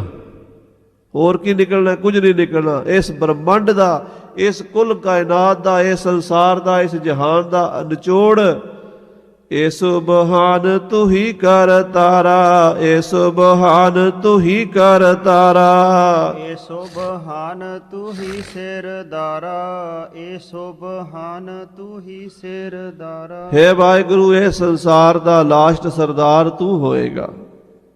ਤੂੰ ਇਸ ਦੁਨੀਆ ਦਾ ਕੁੱਲ ਸ੍ਰਿਸ਼ਟੀ ਦਾ ਮਾਲਕ, ਬਾਦਸ਼ਾਹ, ਸ਼੍ਰੋਮਣੀ, ਏ ਸੁਬਹਾਨ ਤੂੰ ਹੀ ਸਿਰਦਾਰਾ। ਸਰਦਾਰ ਕਹਿੰਦੇ ਆ ਜਿਹੜਾ ਸ਼੍ਰੋਮਣੀ ਹੋਵੇ, ਆਗੂ ਹੋਵੇ, ਮੁਖੀਆ ਹੋਵੇ। ਇਸ ਦੁਨੀਆ ਦਾ ਇੱਕੋ ਇੱਕ ਬਾਦਸ਼ਾਹ ਹੈ। ਤੁਮ ਹੋ ਸਭ ਰਾਜਨ ਕੇ ਰਾਜਾ, ਆਪੇ ਆਪ ਗਰੀਬ ਨਿਵਾਜਾ। ਰਾਜਨ ਕੇ ਰਾਜਾ, ਮਹਾਰਾਜਨ ਕੇ ਮਹਾਰਾਜਾ, ਐਸੋ ਰਾਜ ਛੋੜ ਔਰ ਦੂਜਾ ਕੌਣ ਧਿਆਈਐ। ਸਾਹਿਬ ਕਲਗੀਧਰ ਪਿਤਾ ਜੀ ਮਹਾਰਾਜ ਦੇ ਪਾਵਨ ਬਚਨ ਸੰਗਤਾਂ ਨਾਲ ਸਾਂਝੇ ਕੀਤੇ। ਗਰੀਬ ਨਿਵਾਜ ਕਿਰਪਾ ਕਰਨ ਸਾਡੇ ਹਿਰਦਿਆਂ 'ਚ ਵਸਣ ਤੇ ਅਕਾਲ ਪੁਰਖ ਤੋਂ ਬਿਨਾਂ ਸਾਡੀ ਹੋਰ ਕਿਸੇ ਤੇ ਟੇਕ ਨਾ ਹੋਵੇ। ਹਰ ਵੇਲੇ ਉਸ ਪ੍ਰਭੂ ਨਾਲ ਜੁੜੇ ਰਹੀਏ, ਸਾਰਿਆਂ ਵਿੱਚ ਉਹਦੀ ਜੋਤ ਜਾਣ ਕੇ ਸਭ ਨਾਲ ਪਿਆਰ ਵੀ ਕਰੀਏ ਤੇ ਇਸ ਸੰਸਾਰ ਵਿੱਚ ਰਹਿੰਦੇ ਹੋਏ ਜਲ ਦੇ ਕਮਲ ਦੀ ਤਰ੍ਹਾਂ ਰਹਿ ਕੇ ਆਪਣੀ ਯਾਤਰਾ ਪੂਰੀ ਕਰੀਏ। ਆਓ ਅਖੀਰਲੀਆਂ ਪੰਕਤੀਆਂ ਸਰਵਣ ਕਰੀਏ ਤੇ ਸਮਾਪਤੀ ਕਰੀਏ ਜੀ। ਵੇਦ ਪੁਰਾਨ ਕੁਰਾਨ ਦੋਹੂ ਮਿਲ ਭਾਤ ਅਨੇਕ ਵਿਚਾਰ ਵਿਚਾਰਾ, ਔਰ ਜਹਾਨ ਨਿਦਾਨ ਕਛੂ ਨਹਿ, ਏ ਸੁਬਹਾਨ ਤੂੰ ਹੀ ਸਿਰਦਾਰਾ। ਵਾਹਿਗੁਰੂ ਜੀ ਕਾ ਖਾਲਸਾ, ਵਾਹਿਗੁਰੂ ਜੀ ਕੀ ਫਤਿਹ।